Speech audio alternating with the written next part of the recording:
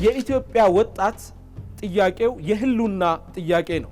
ወጣቱ እኮ የዜግነት መብቱ ተነፍጓል። ስለየትኛው ወጣት ነው እርሶ የሚያወሩት?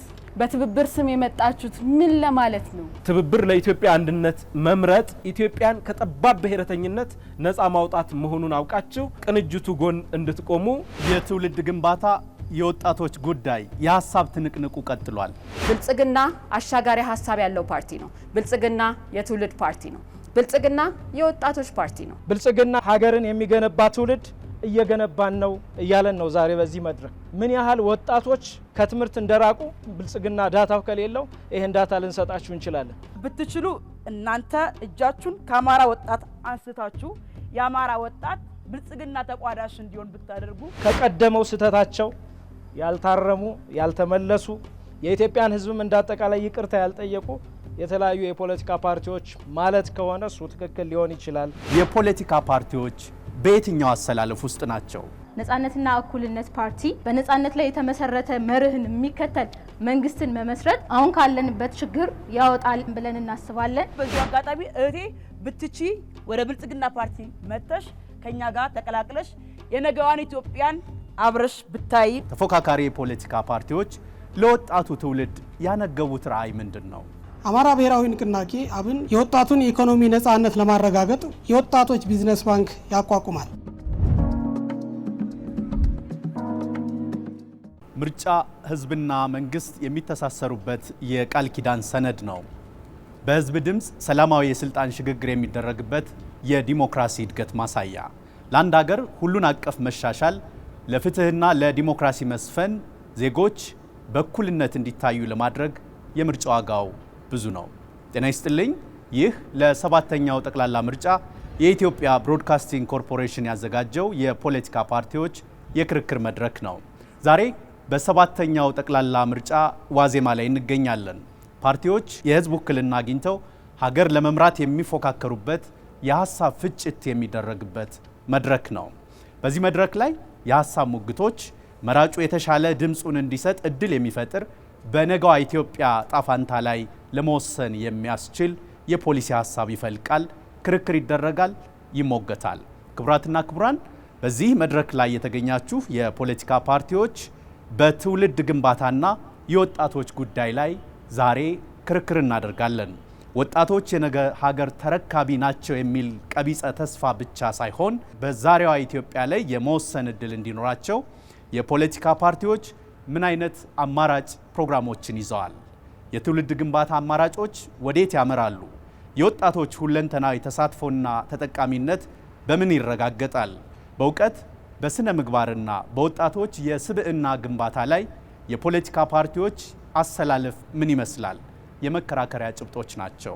በዚህ መድረክ ላይ ከዲስኩር ባሻገር በተግባር የሚፈተሹ የፖሊሲ አማራጮች ይነገራሉ፣ ይተረካሉ። ክርክሩ የሚደረገው አብርሆት ቤተ መጽሐፍ ውስጥ ነው። አብርሆት የብርሃን ጉዞ ነው። በእውቀት የሚያሻግር ብርሃን። ብርሃን ካለ እውቀት አለ። እውቀት ባለበት ደግሞ እውነት። የኢትዮጵያ ብሮድካስቲንግ ኮርፖሬሽን 7ኛውን ጠቅላላ ምርጫ ምክንያት በማድረግ ፍትሐዊና ዲሞክራሲያዊ ሆኖ እንዲካሄድ ልዩ ትኩረት በመስጠት የሀሳብ ገበያውን ለሁሉም የፖለቲካ ፓርቲዎች ክፍት አድርጓል። ፓርቲዎች የሀገርን ትልም የህዝብን ህልም እውን ያደርጋል ብለው ባዘጋጁት የፖለቲካ ፕሮግራም ላይ የሀሳብ ፍጭት ያደርጋሉ፣ ይከራከራሉ፣ ይጠይቃሉ፣ ይጠየቃሉ። ኢቢሲ ይህን ኩነት በኢትዮጵያ ቴሌቪዥን፣ በኢትዮጵያ ሬዲዮ፣ በኤፍኤም አዲስ 97.1 በኢቢሲ የዶት ስትሪም የማህበራዊ ሚዲያ አማራጮች ወደ እናንተ ያቀርባል። የትውልድ ግንባታ የወጣቶች ቀጣይ ጣፋንታ። አብራችሁን ቆዩ። ዛሬ በዚህ መድረክ ላይ ክርክር የሚያደርጉትን የፖለቲካ ፓርቲዎች አስተዋውቃቸዋለሁ። ትብብር ለኢትዮጵያ፣ ብልጽግና ፓርቲ፣ የአማራ ብሔራዊ ንቅናቄ አብን ፓርቲና ነጻነትና እኩልነት ናቸው። ፓርቲያቸውን ወክለው ክርክር የሚያደርጉት ደግሞ ከብልጽግና ፓርቲ ዶክተር ለሊሴ ነሜና አባንግ ኩመዳን ናቸው። ከትብብር ለኢትዮጵያ መምህር አብርሃም ሃይማኖትና ወይዘሮ ሊባኖስ ደምስ ተገኝተዋል። የአማራ ብሔራዊ ንቅናቄ አብንን በመወከል አቶ መልካሙ ጸጋይና አቶ ሐሳቡ ተስፋ ክርክር ያደርጋሉ። ነጻነትና እኩልነት ፓርቲን ወክለው የተገኙት ወይዘሪት አሂባ አሰፋና አቶ ከማል ሰይድ ናቸው። ሁላችሁም እንኳን ደህና መጣችሁ። ይህ መድረክ ለኢትዮጵያ መጻኢ ዕድል በምታቀርቡት የፖለቲካ ፕሮግራም ላይ ክርክር የሚካሄድበት መድረክ ነው። በዚሁ መሰረት ክርክሩ የሚመራበትን የስነ ምግባር መርሆና የጊዜ አጠቃቀምን አስቀድሜ ያስተዋውቃቸዋለሁ። ክርክሩ በአራት ምዕራፎች ተከፋፍሎ የሚካሄድ ሲሆን በመጀመሪያው ምዕራፍ የፖለቲካ ፓርቲዎች የመግቢያ ሀሳባቸውን የሚያቀርቡ ይሆናል። በሁለተኛው ምዕራፍ የሚደረገው ክርክር የፖለቲካ ፓርቲዎች ከሌሎች የሚለዩበትን የፖለቲካ ፕሮግራምና ፍልስፍና ዘርዘር አድርገው ያቀርባሉ። ለሌሎች ተፎካካሪ ፓርቲዎች ጥያቄዎችን ያቀርባሉ፣ ትችቶችን ይሰነዝራሉ። በሶስተኛው ምዕራፍ በሚካሄደው የክርክር ጊዜ የፖለቲካ ፓርቲዎች ለተነሳባቸው ትችት፣ ለቀረበባቸው ጥያቄ ምላሽ የሚሰጡበት ጊዜ ይሆናል። በመጨረሻም ፓርቲያቸው በወጣቶችና በትውልድ ስብዕና ግንባታ ላይ ያለውን የፖለቲካ ፍልስፍና እና ርዕዮተ ዓለም የማጠቃለያ ሀሳብ የሚያቀርቡበት ጊዜ ይሆናል። በዚሁ መሰረት ተፎካካሪ የፖለቲካ ፓርቲዎች ሊከተሏቸው የሚገቡ የስነ ምግባር መርሆዎች በሀገሪቱ ሕገ መንግስት እውቅና የተሰጣቸውን ብሔር ብሔረሰቦችና ሕዝቦች ማንነት፣ እምነት፣ ባህል የሚጻረሩ ሀሳቦችን እንዳያነሱ ይጠበቃል። ተከራካሪ ወገኖች በየትኛውም ጉዳይ ላይ ሊኖር የሚችል የዓላማ፣ የሀሳብ ወይም የዘር ልዩነትን ወይም ሌላ ምክንያት መሰረት በማድረግ የሌሎች የፖለቲካ ፓርቲዎችን መብት ከሚጻረሩ ተግባራት እንዲቆጠቡ ይጠበቃል። ክርክሩን በሚመራ አወያይ ላይ የትኛውንም አይነት ተጽዕኖ ለማሳደር መሞከር ተገቢ አይደለም። ነፃ ክርክር እንዲደረግ ፓርቲዎች ተገቢውን ድጋፍ እንዲያደርጉ ይጠበቃል። የፖለቲካ ፓርቲዎች የተመደበላቸውን ጊዜ ብቻ የሚጠቀሙ ይሆናል። ፓርቲዎች በአራቱም የክርክር ጊዜያት በተመደበላቸው ጊዜ ውስጥ የራሳቸውን ስልት በመጠቀም ሀሳባቸውን ለመራጩ ማህበረሰብ ማቅረብ ይችላሉ። የዚህ ክርክር መድረክ መሪም ይሁን የኢትዮጵያ ብሮድካስቲንግ ኮርፖሬሽን በሚዛናዊነትና በገለልተኝነት ክርክሩን ያካሂዳል። ክቡራትና ክቡራን አብራችሁ እንድትቆዩ አክብሮታዊ ግብዣችን ነው። አሁን ክርክሩን ማን ይጀምር? እጣ እናወጣለን። አንዳንድ ተወካዮችን ወደ ፊት በመውሰድ እጣ እንድታወጡ በአክብሮት ጋብዛለሁ።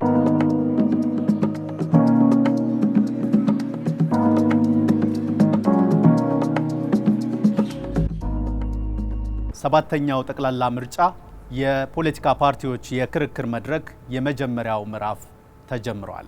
ቀደም ሲል ባወጣነው ዕጣ መሰረት ትብብር ለኢትዮጵያ የመጀመሪያው ተናጋሪ ይሆናል።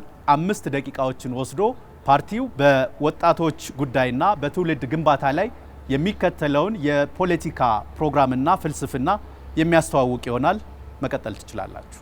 አመሰግናለሁ። ትብብር ለኢትዮጵያ አንድነት፣ እናት ፓርቲ፣ ኢሃፓ፣ መያድና ሌሎችም ፓርቲ በአንድ ላይ ሆነን የተመሰረተ በቅርቡ ወደ ትብብርነት የመጣ ፓርቲ ነው። ትውልድ ግንባታና የወጣቶች ጉዳይ በሚለው አጀንዳ ዛሬ የኢትዮጵያ ሕዝብ 70% ያክሉ እድሜው ከ30 በታች ነው። ይህ ታላቅ እድል ነው።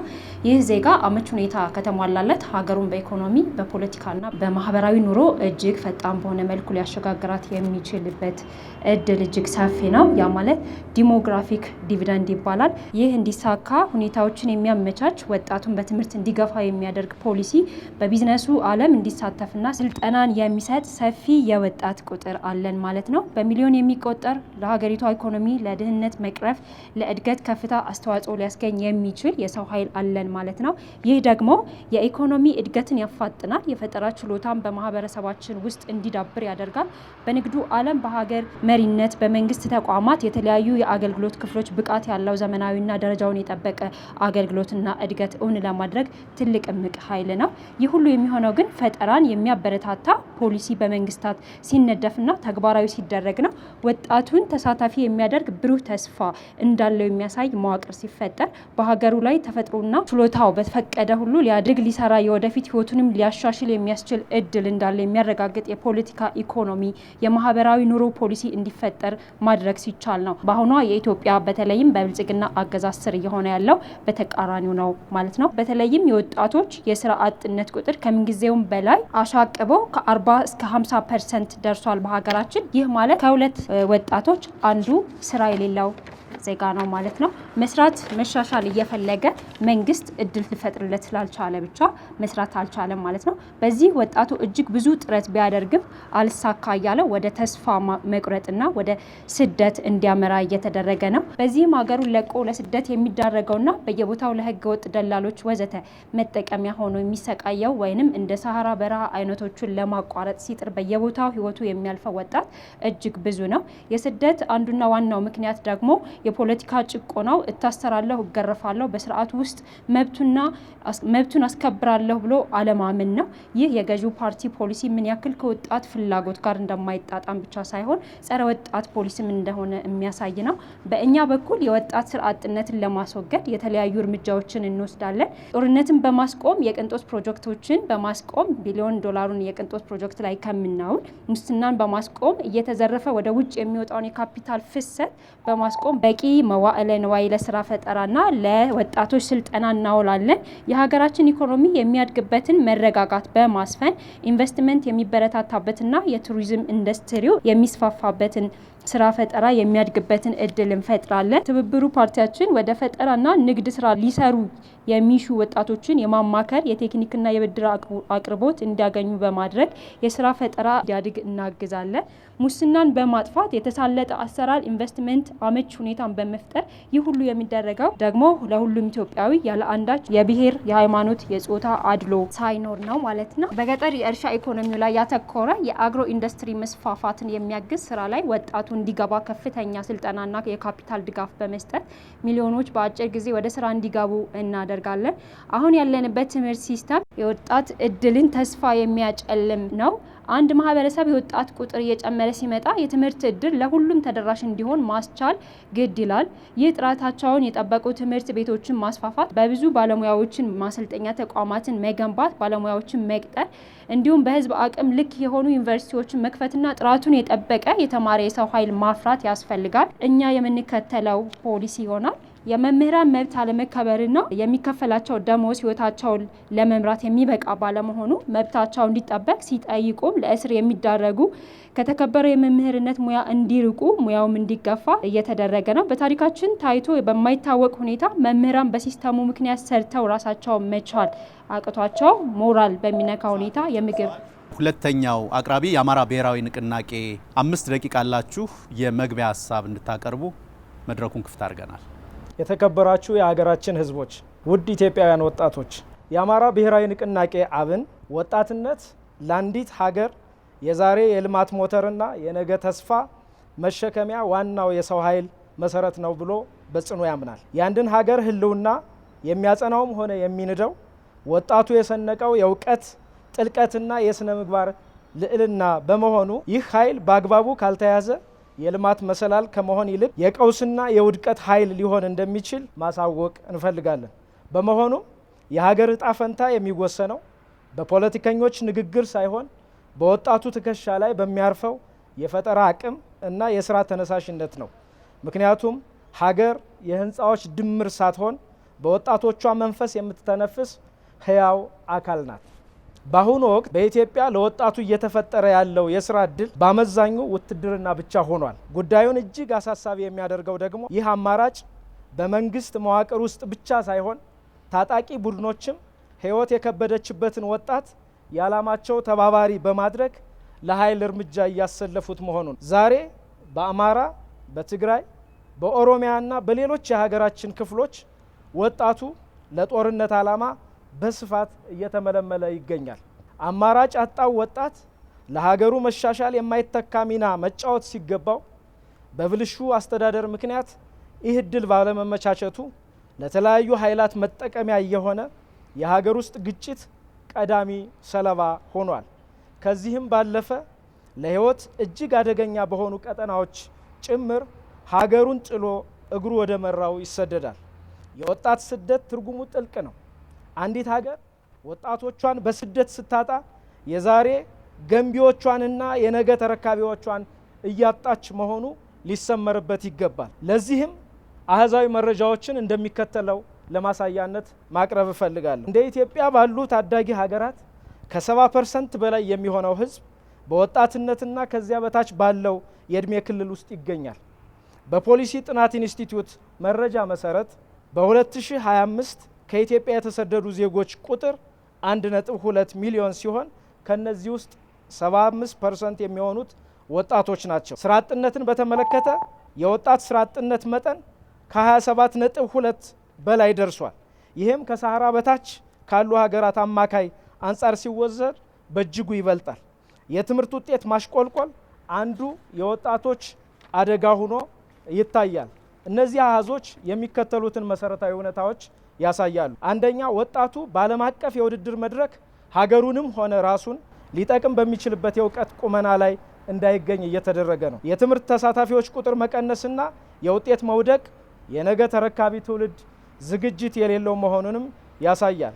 ሲቪል ሰርቪሱ ለአዳዲስ ወጣቶች ዝግ መሆኑ ወጣቱ በሀገር ግንባታና በቢሮክራሲ ውስጥ እንዳይሳተፍ እድል ነፍጓል። በብልጽግና ፓርቲ ፊት አውራሪነት የምትመራው ኢትዮጵያ አምራች ኃይሏን ለእርስ በርስ ጦርነት፣ ለስደትና ለባህር ሲሳይ አሳልፋ በመስጠት በታሪክ ተጠየቅ ላይ ቆማ ትገኛለች። ብልጽግና መራሹ ስርዓት ባለፉት ዓመታት የሚከተሉትን ውድቀቶች አስመዝግቧል። የመጀመሪያው የቃል ኪዳን ክህደት ነው። በወጣቶች ትግል ወደ ስልጣን የመጣው ብልጽግና ወጣቱ ያነሳቸውን የ2010ና ከዛ በፊት የነበሩ የፖለቲካና የብልሹ አሰራር ችግሮችን ከመቅረፍ ይልቅ አስቀጥሏቸዋል። ወጣቱ ዛሬም የማንነት ተኮር ጥቃት፣ መፈናቀልና የመድሎ ሰለባ ሆኗል። ሁለተኛው ተስፋውን ተነጥቋል። በለውጥ ወቅት የነበረው ከፍተኛ ተስፋ እንደ ጉም በኖ ጠፍቷል። ስርዓቱ የቀድሞውን የፖለቲካና ማህበራዊ ግንኙነት ስንክሳር በተግባር በመድገሙ ወጣቱ ከባድ ዋጋ እየከፈለ ይገኛል። በዚህም የትውልድ ክፍተት ተፈጥሯል። አብን በወጣቱ ላይ የሚደረግ እውነተኛ ኢንቨስትመንት የሀገርን ዘላለማዊነት የሚያረጋግጥ ጨርሰዋል። ሰባተኛው ጠቅላላ ምርጫ የፖለቲካ ፓርቲዎች የክርክር መድረክ። ሶስተኛው አቅራቢ ነጻነትና እኩልነት ፓርቲ ነው። 5 ደቂቃዎችን በመጠቀም የፓርቲውን ፍልስፍናና በወጣቶች ላይ የሚከተለውን ርዕዮተ ዓለም ያስተዋውቃል። የተወደዳችሁና የተከበራችሁ የሀገራችን ሕዝቦች፣ ከሁሉ አስቀድሜ በነጻነትና እኩልነት ፓርቲ አባላት ስም እጅግ የከበረ ሰላምታ አቀርባለሁ። የዕለቱ የመከራከሪያ አጀንዳ የሀገራችን ወጣቶች ናቸው። እኔም የሀገራችንን ወጣቶች ተጨባጭ ሁኔታ፣ የአንድን ኢትዮጵያ ወጣት ታሪክ በመተረክ ለማስረዳት እሞክራለሁ። ታሪኩን በአጭሩ የምትረክላችሁ ወጣት ተስፋውን ይባላል። የተስፋውን አጭር የህይወት ታሪክ የበርካታ የሀገራችንን ወጣቶች ታሪክ ይወክላል። ተስፋውን በመሀል አዲስ አበባ ተወልዶ ያደገ እድሜው በሀያዎቹ መጀመሪያ የሚገኝ ወጣት ነው። ከአንደኛ ክፍል ጀምሮ በአካባቢው በሚገኝ ትምህርት ቤት ትምህርቱን ተከታትሏል። ተስፋውን አባቱ ከጥቂት ዓመታት በፊት በሰሜኑ የሀገራችን ክፍል በነበረው ጦርነት በጥይት ተመተው ህይወታቸው አልፏል። ከአባቱ ህልፈት በኋላ ቤተሰብ የማስተዳደር ኃላፊነት በእናቱ አልማዝ ላይ ወድቋል። አልማዝ ተስፋውን እና ታናሽ እህቱ ቤተልሔምን ለማሳደግ በትንሿ ጎጆአቸው አንድ ጥግ እንጀራና የጀበና ቡና እየሸጠች ከህይወት ጋር የሞት ሽረት ትግል ጀምራለች። የተስፋውን እናት ከጠዋት 11 ሰዓት እስከ ምሽት 12 ሰዓት እየሰራች በምታገኘው ገቢ የልጆቿ ሆድ ጦም እንዳያድር እያደረገች በሚተርፋት ገንዘብ የልጆቿን ትምህርት ታስቀጥላለች። ልጇ ተስፋውን 12ኛ ክፍል ሊፈተን ጥቂት ወራት ቀርተውታል። ታናሽ እህቱ 10ኛ ክፍል ተማሪ ነች። ተስፋና መጽናኛዎቿ እነሱ። የወጣት ተስፋውንና የቤተሰቡ አሳዛኝ ህይወት የመጀመሪያ ክፍል አሁን ይጀምራል። ከዕለታት አንድ ቀን የገቢዎች ሰራተኞች ሁለት ሰዎች አልማዝ ለምትሰራው ስራ 10,000 ብር ግብር መክፈል እንዳለባት ይነግሯታል። አልማዝ የተጣለባትን ግብር መክፈል ፈጽሞ አትችልም። ግብር እንዲቀነስላት ለሳምንታት ተመላልሳ ጠየቀች። የተለወጠ ነገር የለም። በመጨረሻም በትንሿ ቤት አንድ ጥግ እንጀራ የምትሸጥበትን መስኮት ዘግተው አሸጉባት። የልጆቿም ጉሮሮ አብሮ ተዘጋ። አለቀሰች። ወጣቱ ተስፋውንና እህቱ አብሯት አለቀሱ። ለትንሽ ሳምንታት በጎረቤቶቿና ዘመድ ድጋፍ በትንሿ ቤታቸው ኑሮ መግፋት ተያያዙ። ቀስ በቀስ ድጋፉም እየነጠፈ መጣ። ትንሿ ቤታቸው ውስጥ የሚላስ የሚቀመስ ጠፋ። አልማዝና ልጆቿ ጦም ውሎ ማደር ልማዳቸው ሆነ። በመጨረሻም ኑሮን ለማሸነፍ ወጣቱ ተስፋውንና እናቱ እናም ታዳጊዋ ወጣት ቤተልሔም በየፊናቸው የቀን ስራ ፍለጋ ተሰማሩ። ሲሰሩ ውለው ማታ በትንሿ ጎጆአቸው ይመለሳሉ። ወጣቱ ተስፋውንና ቤተሰቡ እንዲህ እያሉ ኑሮን ተያያዙት። ህይወት እጅግ መራራ የሆነችባቸው ወጣት ተስፋውንና ቤተሰቡ ሌላ የከፋ ፈተና ደረሰባቸው። ከዕለታት አንድ ቀን ተስፋውንና ቤተሰቡ ምሽት ወደ ቤታቸው ሲመለሱ በራቸው ላይ ሁለት ሰዎች ቆመው ደንብ አስከባሪ ነን አሉ። አስከትለውም በ3 ቀናት ውስጥ ቤቱን ለቀው እንዲወጡ ነገሯቸው። አካባቢው በኮሪደር ልማት ምክንያት ይፈርሳል ተባለ። ወጣቱ ተስፋውንና እናቱ የሰሙትን ማመን አልቻሉ። ህይወትን ለመቀጠል ያለቻቸው ብቸኛዋ ሀብት ትንሿ ጎጆ ናት። አልማዝ ራሷን ሳተች። ምትክ ቤት የለም፣ ካሳ የለም። በ3 ቀን ቤት ለቆ መውጣት ብቻ። አልማዝ ከልጆቿ ጋር እየተመለሰች አቤት አለች። ወጣች፣ ወረደች። የመንግስት ያለህ አለች። ሰሚ የለም። ከ3 ቀን በኋላ ወጣት ተስፋውና ቤተሰቡ ያደጉባት የሚወዷትን ትንሿን ጎጆ አይናቸው እያየች ፈረሰ። ወጣቱ ተስፋውን እናቱ አልማዝና ቤተልሔም ጎዳና ላይ ወደቁ። አልማዝ በደረሰባት ተደራራቢ ችግር ጤናዋ ታወቀ። አሁን እናትና እህቱን በህይወት የማቆየት ኃላፊነት በወጣቱ ተስፋውን ላይ ወድቋል። ውድ ኢትዮጵያውያን፣ በብዙ መከራ የተፈተኑ ወጣት እናቱና እህቱ ሌላ መርዶ ገጠማቸው። ተስፋውንና ቤተሰቡ ጎዳና ላይ ከወደቁ ከጥቂት ወራት በኋላ የ12ኛ ክፍል ፈተና የሚገለጽበት ቀን ታወቀ። ተስፋውንና እናቱ በጎዳና ላይ በቀለሷት የፕላስቲክ ዳስ ውስጥ ሆነው ቀኗን በጉጉት እየጠበቁ ነበር። በመጨረሻም ውጤቱ ይፋ ሆነ። ሌላ ልብ ሰባሪ ዜና። ተስፋውን የ12ኛ ክፍል ፈተና ከወደቁ ብዙ 100 ሺህ ወጣቶች መካከል ነው። ሌላ ሀዘን፣ ሌላ ትካዜ። ተስፋውን ታታሪ ተማሪ ነበረ። ከአባቱ ሞት በኋላ በትርፍ ጊዜው እናቱን እየረዳ ትምህርቱን ሲከታተል ቆይቷል። ዩኒቨርሲቲ ገብቶ የመማር ከፍተኛ ጉጉት ነበረው፣ ግን አልታደለም። ተስፋውን የህይወት ህልሙን እንዲያሳካ ሀገሩ አልፈቀደችለትም። ዓለም በአንድ ጀንበር ጨለመችበት። ወጣቱ ተስፋውን በራሱና በቤተሰቡ ላይ በደረሰው ድርብርብ አደጋ ከፍተኛ ትካዜና ተስፋ መቁረጥ ውስጥ ገባ። የተሻለ ሆኖ ያገኘው አማራጭ ደግሞ ስደት ነው። የእናቱንና የእህቱን ስቃይ ከማየት ወደማያውቀው ሀገር መሰደድ። ውድ ኢትዮጵያውያን፣ የወጣቱ ተስፋውን ታሪክ የብዙ የሀገራችን ወጣቶች ታሪክ ነው። የሀገራችን መገለጫዎች የሆኑት ጦርነት፣ ሞት፣ ስደት፣ ስራ አጥነት በተለይ የሀገራችንን ወጣቶች ህይወት እጅጉኑ የከፋ አድርገውታል። ባለፉት ጥቂት ዓመታት በሀገራችን ወጣቶች ተደራራቢ መከራ ይደርሷል። ብዙዎች በጦርነት ወላፈን ተጠብሰዋል። ኢትዮጵያ ለአብዛኛው የሀገራችን ወጣቶች መማር፣ መስራት፣ መኖር የማይቻልባት ሀገር ሆናለች። ውድ የሀገራችን ወጣቶች፣ ህመማችሁ ህመማችን፣ ስቃያችሁ ስቃያችን ነው። ካላችሁበት ትጋዜና ተስፋ መቁረጥ ተላቃችሁ በደስታ መኖርና መማር፣ መስራት የምትችሉበትን ሀገር ለመገንባት እንደ ነጻነትና እኩልነት ፓርቲ ሌት ተቀን እየሰራን ነው። ጥረታችን ፍሬ አብርቶ ለወጣቶች ምቹ ሀገር መገንባት እንችል ዘንድ እንዳችሁን እንድታውሱን ከልብ በመነጨ ክብር ጥሪያችንን እናቀርብላችኋለን። ነአፓን በመምረጥ ለወጣቶች ምቹ ሀገር በጋራ እንድንገነባ እህታዊ መልእክቴን እያቀረብኩ ንግግሬን አጠናቅራለሁ። አራተኛው ፓርቲ ላይ ደርሰናል። የብልጽግና ፓርቲ ነው። ስለ ፓርቲው አጭር መግቢያ ይሰጡናል። 5 ደቂቃ ጊዜ አላችሁ። ውድ ኢትዮጵያውያን፣ ውድ የሀገራችን ወጣቶች እንኳን ለ7ኛው ሀገራዊ ምርጫ በሰላም አደረሳችሁ አደረሰን። ዛሬ ቆምነው በታሪክ መንገድ ላይ ነው። የምንሰጠው ድምጽ ለ5 ዓመት ብቻ አይደለም፣ ለትውልድም ነው። የዛሬ ውሳኔያችን የነገውን ኢትዮጵያ ይቀርጻል። ስለ ዛሬ የምንነጋገረው ስለ ፖለቲካ ብቻ አይደለም፣ ስለ ሀገር ህልውና፣ ስለ ትውልድ እድል፣ ስለ ተስፋ፣ ስለ ብልጽግና ነው።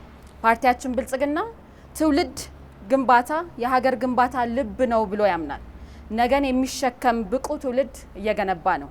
ለዛም ተግቶ እየሰራ ይገኛል።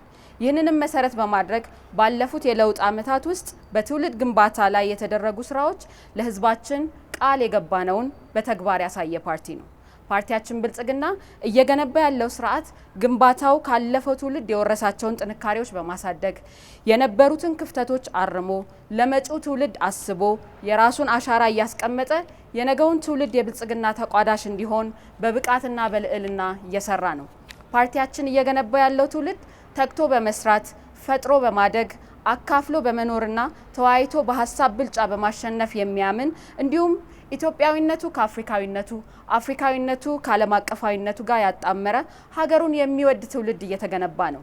ፓርቲያችን ብልጽግና ለወጣቶች ለትውልድ ግንባታ ከፍተኛ ትኩረት በመስጠት በሁሉም አቅጣጫ ብቁ ዜጋን ለመፍጠር በትጋት እያከናወነ ይገኛል። እየሰራ ያለነውን የሁሉም የትውልድን የወጣት ማዕከል ያደረገ እንደመሆኑ በዚህ አጭር ደቂቃ መግለጽ አስቸጋሪ ቢሆንም ከተሰሩት መካከል ጥቂቶቹን ለማስታወስ ያህል የቅድመ አንደኛ መደበኛ ደረጃ ትምህርት ቤት ትውልድን መገንቢያ መሰረት መሆኑን በጽኑ ፓርቲያችን ያምናል።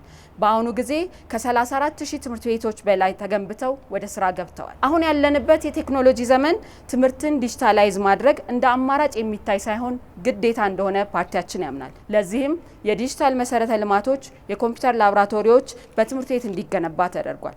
ዓለም አቀፍ የዲጂታል ግስጋሴን በማጤን ዘመኑን የዋጀ ትውልድ ለመቅረጽ ዓለም አቀፍ ተወዳዳሪ እንዲሆኑ በማሰብ 5 ሚሊዮን ኮደርስ ወጣቶችን በማሰልጠን ላይ ይገኛል።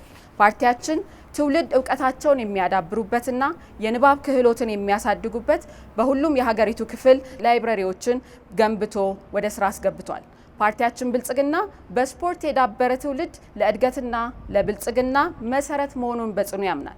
በዘርፉ የሚታዩ ስብራቶችን በመጠገን በመላው ሀገሪቱ የስፖርት ማዘውተሪያዎች በብዛትና በጥራት ከ16,000 በላይ ተገንብተዋል። ባለፉት የለውጥ ዓመታት ወጣቶች እንደ ታላቅ የልማት ጸጋ ለሀገር ግንባታ የበኩሉን አስተዋጽኦ እንዲያበረክት ሰፊ ስራዎች ተሰርተዋል። ከዚህም የተነሳ ከ16.8 ሚሊዮን ቋሚ የስራ እድል መፍጠር የተቻለው በመንግስት ጥረት ብቻም ሳይሆን በወጣቱ የስራ ባህል መለወጥና በፈጠራ ክህሎት ጭምር ነው። ህጋዊ የውጭ ስራ ስምሪት ወጣቶችን በማሰልጠን የወጣቶችን ወጥ በማስጠበቅ መልኩ ከ1.3 ሚሊዮን ወጣቶች በላይ የስራ እድል ተፈጥሯል። ፓርቲያችን ብልጽግና በሀገር በቀል ሪፎርሙ የተመዘገቡ ድሎች በግብርና ዘርፍ፣ በቱሪዝም ልማት፣ በማዕድን ኢንቨስትመንት፣ በኮሪደር ልማቶች እንዲሁም በተለያዩ የመሰረተ ልማት ስራዎች ወጣቱን ተሳታፊና ተጠቃሚነት ወደ አዲስ ምዕራፍ አሻግሯል። ፓርቲያችን ብልጽግና ወጣቶች በሀገራዊ ጉዳይ ላይ ኃላፊነት እንዳላቸው በማመን በውሳኔ ሰጪነት በሁሉም ደረጃዎች ከ53% በላይ ወጣት መሪዎችን አፍርቶ በስራ ላይ አሰማርቷል። ይህም ብቻ ሳይሆን ወጣቶች የስራ ባህልን እንዲያዳብሩ፣ ማህበራዊ እና የአካባቢ ጥበቃ ላይ ተሳትፎ እንዲኖራቸው በህብረ ብሔራዊነት በወንድማማችነትና በህትማማችነት መንፈስ በሚሊዮኖች የሚቆጠሩ በጎ ፈቃደኛ ወጣቶች ደም በመለገስ የአቅመ ደካማ ቤቶችን በመስራት የአረንጓዴ አሻራ ስራዎችን ጨምሮ ሰው ተኮር የሆኑ ስራዎችን ተግባራት በብቃት አሳክተዋል። ፓርቲያችን ብልጽግና ለሚቀጥለው ትውልድ ሊከፈል የሚችለው ብቸኛ ወረታ እዳን ወደ ምንዳ በማሸጋገር ከነበረበት የተሻለ ሀገር ማድረግ ነው። ለዚህም ብልጽግና አሻጋሪ ሀሳብ ያለው ፓርቲ ነው። ብልጽግና የትውልድ ፓርቲ ነው። ብልጽግና የወጣቶች ፓርቲ ነው። ብልጽግናን መምረጥ ኢትዮጵያን ወደ ተምሳሌት ሀገር የሚያሻግር ፓርቲ ነው። ብልጽግናን ይምረጡ። ብልጽግናን መምረጥ የባህር በር ሲከፈት ማየት ነው። የምርጫ ምልክታችን የስንዴ ነዶ ነው። የስንዴ ነዶ የትብብር፣ የመደመር፣ የአንድነት፣ የሉዓላዊነት መገለጫ ነው። የምንመርጠው ተስፋ ነው። የምንመርጠው እድገት ነው። የምንመርጠው ብልጽግና ነው። ብልጽግናን መምረጥ ለትውልድ ማሰብ ነው። ብልጽግናን መምረጥ የተሻለ ሀሳብ ማምጣት ነው። ብልጽግናን መምረጥ የነበርንበትን እንድንሻገር የሚያደርግ ፓርቲ ነው። ብልጽግናን ይመርጡ። ኢትዮጵያ ሽበት በወረሰው የታሪክ ማህደር የከበረች በባህል በታሪክ ጸጋ የታደለች ብቻ አይደለችም። በማህፀኗ ብዙ ህልም፣ ብዙ ተስፋ፣ ብዙ ራዕይ ያላቸው ወጣቶችን የወለደች እንጂ። የዛሬው ወጣት የቴክኖሎጂ ማዕበል የሚቀዝፍ የሳይንስን ሚስጥር የሚገራ የኪነ ጥበብ ቅኔ ነው። ዛሬ በወጣት አእምሮ ላይ የሚዘራው የእውቀትና የጥበብ ዘር በዲጂታል ዓለም ላይ የነገሰች የኢኮኖሚ ነፃነቷን ያወጀች ኢትዮጵያን ለመገንባት መሰረት የሚጥል ነው። የነገዋ ኢትዮጵያ የእድገት ችቦ የሚለኮሰው በወጣቶቿ ደም ስር በሚመላለስ ትኩስ ወኔና የፈጠራ እሳት ነው። ኢትዮጵያ ዳግም በልጆቿ በወጣቶቿ ትወለዳለች። ከዚህ መድረክ ላይ የምትመለከቷቸው ተፎካካሪ የፖለቲካ ፓርቲዎች ለወጣቱ ትውልድ ያነገቡት ራዕይ ምንድን ነው? ወጣቱ የሀብት ተካፋይ ሳይሆን የሀብት ምንጭና ባለቤት እንዲሆን ምን አይነት የፖሊሲ አማራጮችን ይዘዋል? በኩራትና በኢትዮጵያዊነት ማዕቀፍ ውስጥ የማይደበዘዝ አሻራውን የሚያሳርፍ ትውልድ ለመፍጠር ፓርቲዎች ምን አቅደዋል? ወጣቱ ለጥፋት የሚጠራ የቆላ ጭራ ሳይሆን ለልማት የሚጠራ የሀገር ራስ እንዲሆን የፖለቲካ ፓርቲዎች በየትኛው አሰላለፍ ውስጥ ናቸው? ሁሉንም ከክርክሩ ታገኛላችሁ። ክቡራትና ክቡራን፣ ይሄኛው ምዕራፍ በትውልድ ግንባታና በወጣቶች ጉዳይ ላይ የሚከራከሩ የፖለቲካ ፓርቲዎች የሚያራምዱት የፖለቲካ ፍልስፍና በግልጽ የሚቀመጥበት፣ በሌሎች ተፎካካሪዎች ላይ ጥያቄ የሚያነሱበት፣ የሚተቹበት ምዕራፍ ነው። አብራችሁን ቆዩ። የሀሳብ ፍልሚያው ይቀጥላል። ትብብር ለኢትዮጵያ 10 ደቂቃዎችን በመጠቀም ፓርቲው ከትውልድና ከወጣቶች ጋር የሚያገናኘውን የተለየ ፕሮግራም፣ የተለየ የፖለቲካ ፍልስፍና በግልጽ ያስቀምጣል። ለሌሎች ፓርቲዎች ጥያቄዎችን ያቀርባል። በሌሎች የፖለቲካ ፓርቲዎች የፖለቲካ ፕሮግራሞች ላይ ትችቶችን ያቀርባል። መድረኩ የእናንተ ነው። ወጣት ለአንድ ሀገር ሞተር እንደማለት ነው። ለውጥ ማምጣት የሚችለው በአንድ ሀገር ላይ ወጣት ነው። 70% የሚሆነው ወይም አብዛኛው የሀገራችን ሕዝብ ደግሞ ወጣት ነው። ይህንን ወጣት እንዴት አድርገን ነው ወደ ልማት ሀገሩን ወዶ በሀገሩ ተቀምጦ በሀገሩ እየሰራ ወደ ልማት ምንቀይረው የሚለውን ነገር ትብብር ለኢትዮጵያ አንድነት አበክሮ እዚህ ላይ እየሰራ ያለ ፓርቲ ነው። ይህም ማለት ደግሞ አሁን እየተማረ ያለው የወጣት ክፍል ወይም ደግሞ በትምህርት ላይ ያለ ተምሮ የጨረሰ በስራ አጥ ላይ ያለው የወጣት ክፍል በጣም ከፍተኛ ህዝብ ነው። ይህም ማለት ደግሞ በሀገራችን ላይ በቂ የስራ እድልና በቂ የሆነ ነገር ስለሌለ የሀብት ተካፋይም ባለመሆኑ በዓለማችን ያሉ ሀገራት ላይ የኢትዮጵያ ህዝብ የሌለበት ቦታ የለም ማለት ይቻላል። በትምህርት ፖሊሲው ላይ ስናይ በብልጽግና መንግስት ያለው አሁን የትምህርት ፖሊሲ እውነታውንና ግራውንድ ላይ ያለውን እውነትና በአፍ የሚተረከውን ለይተን ማየት አለብን። ግራውንድ ላይ ያለው እውነታ ምንድነው ስንል አብዛኛው የሃይስኩል ተማሪ እንደምንም ብሎ ሃይስኩል ከደረሰ በኋላ ይታወቃል። የሀገራችን የትምህርት ሂደት ሀገራችን ውስጥ ያለው የህዝባችን አኗኗር ይታወቃል። አብዛኛው በገጠሪቱ ክፍል የሚኖር የኢትዮጵያ ህዝብ ልጆቹን ከምን አንስቶ ምን ማድረስ እንዳለበት ሌት ተቀን እየሰራ እየለፋ ስንቅ እየያዙ ወደ ከተማ ሄደው በተለይ የገጠሪቱ ኢትዮጵያ ክፍሎች እንዴት ሆነው ትምህርትን እንደሚማሩ ይታወቃል። ይህ ደግሞ እንደምንም ብለው ሃይስኩል ከደረሱ በኋላ ሃይስኩል ላይ አንድ እንቅፋት ይጠብቃቸዋል። ሃይስኩልን እንደምንም ብለው ከጨረሱ በኋላ ደግሞ ወደ ዩኒቨርሲቲ ለመግባት በተለይ አሁን ባለንበት ወቅት ኦልሞስት 95% የሚሆነውን ተማሪ ጥሎ 5% እና ከዛ በታች የሚሆኑትን ተማሪዎች ብቻ ወደ ዩኒቨርሲቲ እንዲገቡ ተደርገው ከዩኒቨርሲቲም ደግሞ ያንን የዩኒቨርሲቲውን ህይወት ትምህርት አጠናቀው ሲወጡ ያለውን ችግር ይታወቃል። ፓርቲያችን ይህ ከላይ የጠቀስኳቸው ችግሮች ምንም ተቀባይነት የሌለው ፖሊሲ ነው አሁን ባለው በብልጽግና መንግስት እየተመራ ያለው። ከፍተኛ ትምህርት እውቀት ማገናኘት ጋር ተያይዞ የሚገኝ እድል ወጣቱን የተነፈገ ነው። እንደምንም ብሎ የመውጫ ፈተናን ጨርሶ ከወጣ በኋላ ደግሞ ምንም አይነት የስራ እድል ሳይኖረው ኢቭን ኢፍ በራሱ የመፍጠር አቅሙ እንኳን በመንግስት ሲስተም ሙሉ ለሙሉ የተዘጋ በመሆኑ ወደ ስደት እንዲሄድ ያለ ስራ ተመርቆ አንድ ዲግሪ የያዘ የትም ጎዳና ላይ ቁጭ ብሎ እንዲለምን ተመልሶ ለቤተሰብ ጡረተኛ የወጣት ጡረተኛ እንዲሆን ተደርጓል።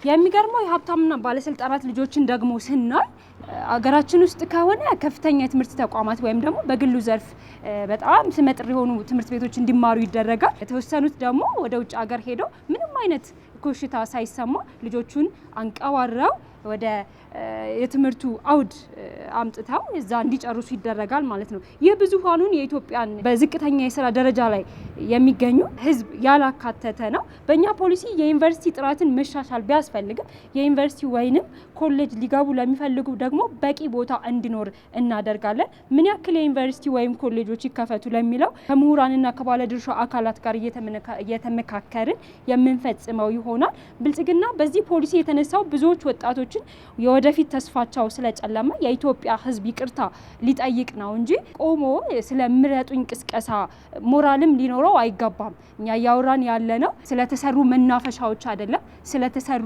ሌክዠሪ ነገሮች አይደለም። ጀስት ህዝባችን ከዛ በታች ነው፣ ወጣቱ ክፍል ከዛ በታች ነው። በህይወትና በመኖርና ባለመኖር ትግል ውስጥ ነው ያለው። እሱም ከጦርነት ከስራ አጥነት ከዚህ አለፍ ካለ ደግሞ የማንነትና የማህበራዊ ቀውስ ውስጥ ነው ያለው። ምናልባትም ደግሞ ብልጽግና ቦታውን ለቆ ሌሎች ፓርቲዎች ወይም ደግሞ እኛም አሸንፈን ወደ ስልጣን ከመጣን በኋላ በግልጽ የሆነ ትሪት ወደ ማድረግ ማህበራዊ ቀውስ አለ፣ የማንነት ቀውስ አለ፣ ብዙ ነገር አሁን ህዝቡ ላይ እየተደረገ ያለው ነገር አለ። እሱን ኖርማላይዝ ወደ ማድረግ ነው የምንመጣው። ከእዳ ወደ ምንዳ ማለት እኔ ትርጉሙ በእኛና በብልጽግና መካከል ምናልባት ትርጉሙ የተለየ ካልሆነ በቀር ካለፉት አመታት ከመጣበት ከነዚህ 7 አመታት በፊት ከነበረው ሀገራችን በእጥፍ የሚሆን እዳ ይዛ ነው አሁን ያለችው። ኢቨን ኢፍ ያለውን ሀብት እንኳን ለሀገራችን የትኛው ክፍል ነው ቀድሞ መድረስ ያለብን የሚለውን ሳይሆን ለጦርነትና አላስፈላጊ የሆኑ የሌክዠሪ ወይም የቅንጦት መናፈሻዎችን የመስራት ላይ ነው ያለው። ይሄንን እንዴት ነው የሚያየው ብልጽግና? ምንድነው ከእዳ ወደ ምንዳ ማለት? ምንዳ ምናልባት እዳ ይሆን? ከእዳ ማለት ትርጉሙ ተቀይሮ ከሆነ እሱ ላይ ትንሽ ማብራሪያ እንድትሰጡና የቀረውን ሰዓት ለወንድሜ ይሰጣለሁ። ውድ ኢትዮጵያውያን፣ ትብብር ለኢትዮጵያ አንድነት ጠንካራ ቅንጅት ነው። የኢትዮጵያ ሕዝብ ተባበሩ ወይም ተሰባበሩ ባለው መሰረት ተባብረን መተናል። ኢትዮጵያ ከ70% በላይ ወጣቶች የሆኑባት ሀገር ብትሆንም እንግዲህ ወጣት መኖር ትልቅ እድል፣ ትልቅ ገጸ በረከት ነው። ለአንድ ሀገር ትልቅ ሀብት ነው። ብዙ ዓለማት ወጣቶችን እንዴት እንደሚጠቀሙባቸው ይታወቃል። ኢትዮጵያ ግን ወጣቶቿን እንዴት እየተጠቀመችባቸው እንደሆነ አይተናል። ያለፉት 7 ዓመታት የኢትዮጵያ ወጣቶች የሲኦል ኑሮን እንዲኖሩ ተገደው እየተፈጸመባቸው ነው። እንግዲህ ሰው ተኮር የሆነ ፖሊሲ ስለሌለው ብልጽግና እኛ ደግሞ ሰው ተኮር ስለሆን ለወጣቱ የስራ እድል የተሻለ ህይወት እንዲኖር እድል እናመቻቻለን ማለት ነው። ይህ በተወሰኑ መልክ ወደፊትም በይፋ ፖሊሲዎቻችን የምንገልጸው ቢሆንም በአሁን ሰዓት አንገብጋቢው ጉዳይ በሚሊዮን የሚቆጠሩ ወጣቶች በጦርነት፣ በረሃብ፣ በስራ አጥነት፣ ተስፋ በመቁረጥ ራስን በማጥፋት እያለቁ እንደሆነ ያለፉት 7 ዓመታት ህያው ምስክሮች ናቸው። በሚሊዮን የሚቆጠር ወጣት አልቋል በጦርነት። አሁንም ወደፊትም እንግዲህ ይሄንን ብልጽግና ፓርቲን የሚቀጥል ከሆነ ብዙ ወጣቶች እንደሚያልቁ ግልጽ ነው ማለት ነው። ስለዚህ ወጣቱ በህይወት መኖር አልቻለም፣ በነጻነት መኖር አልቻለም፣ በሰላም መኖር አልቻለም። ሀገሪቱ ለወጣቱ የምትመች አልሆነችም። በየቀኑ እየሆነ ያለውም ነገር አሳዛኝ ነው። በዚህ ሁኔታ ውስጥ ነው እንግዲህ ብልጽግና የኢትዮጵያን ህዝብ ምረጡኝ ብሎ የሚጠይቀው። ምን አይነት ብልጽግናስ በኢትዮጵያ እንዳረጋገጠ ጥያቄ ምልክት ውስጥ ነው። እርሱ ሁሉም ህዝብ ስለሚያውቀው ይህንን ልናገር አልፈልግም።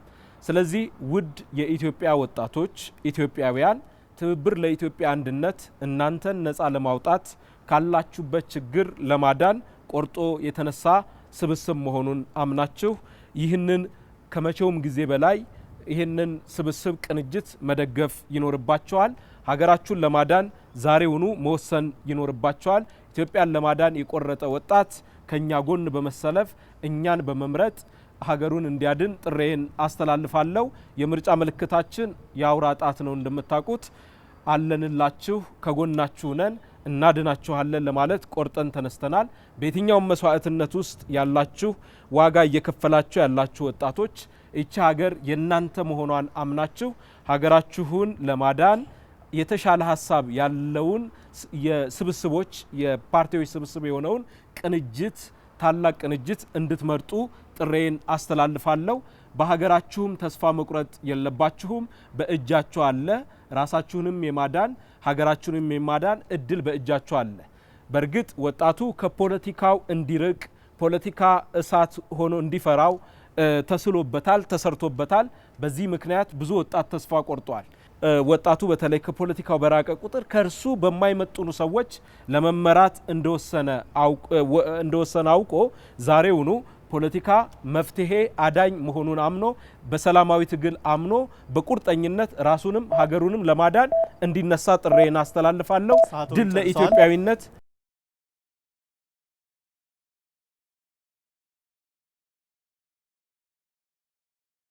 የፖለቲካ ፓርቲዎች የክርክር ጊዜ ሁለተኛው ምዕራፍ ላይ እንገኛለን።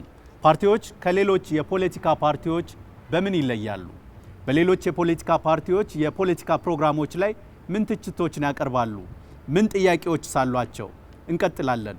የአማራ ብሔራዊ ንቅናቄ አብን 10 ደቂቃ ጊዜ ያላችሁ እንድታቀርቡ መድረኩን ሰጥተናል።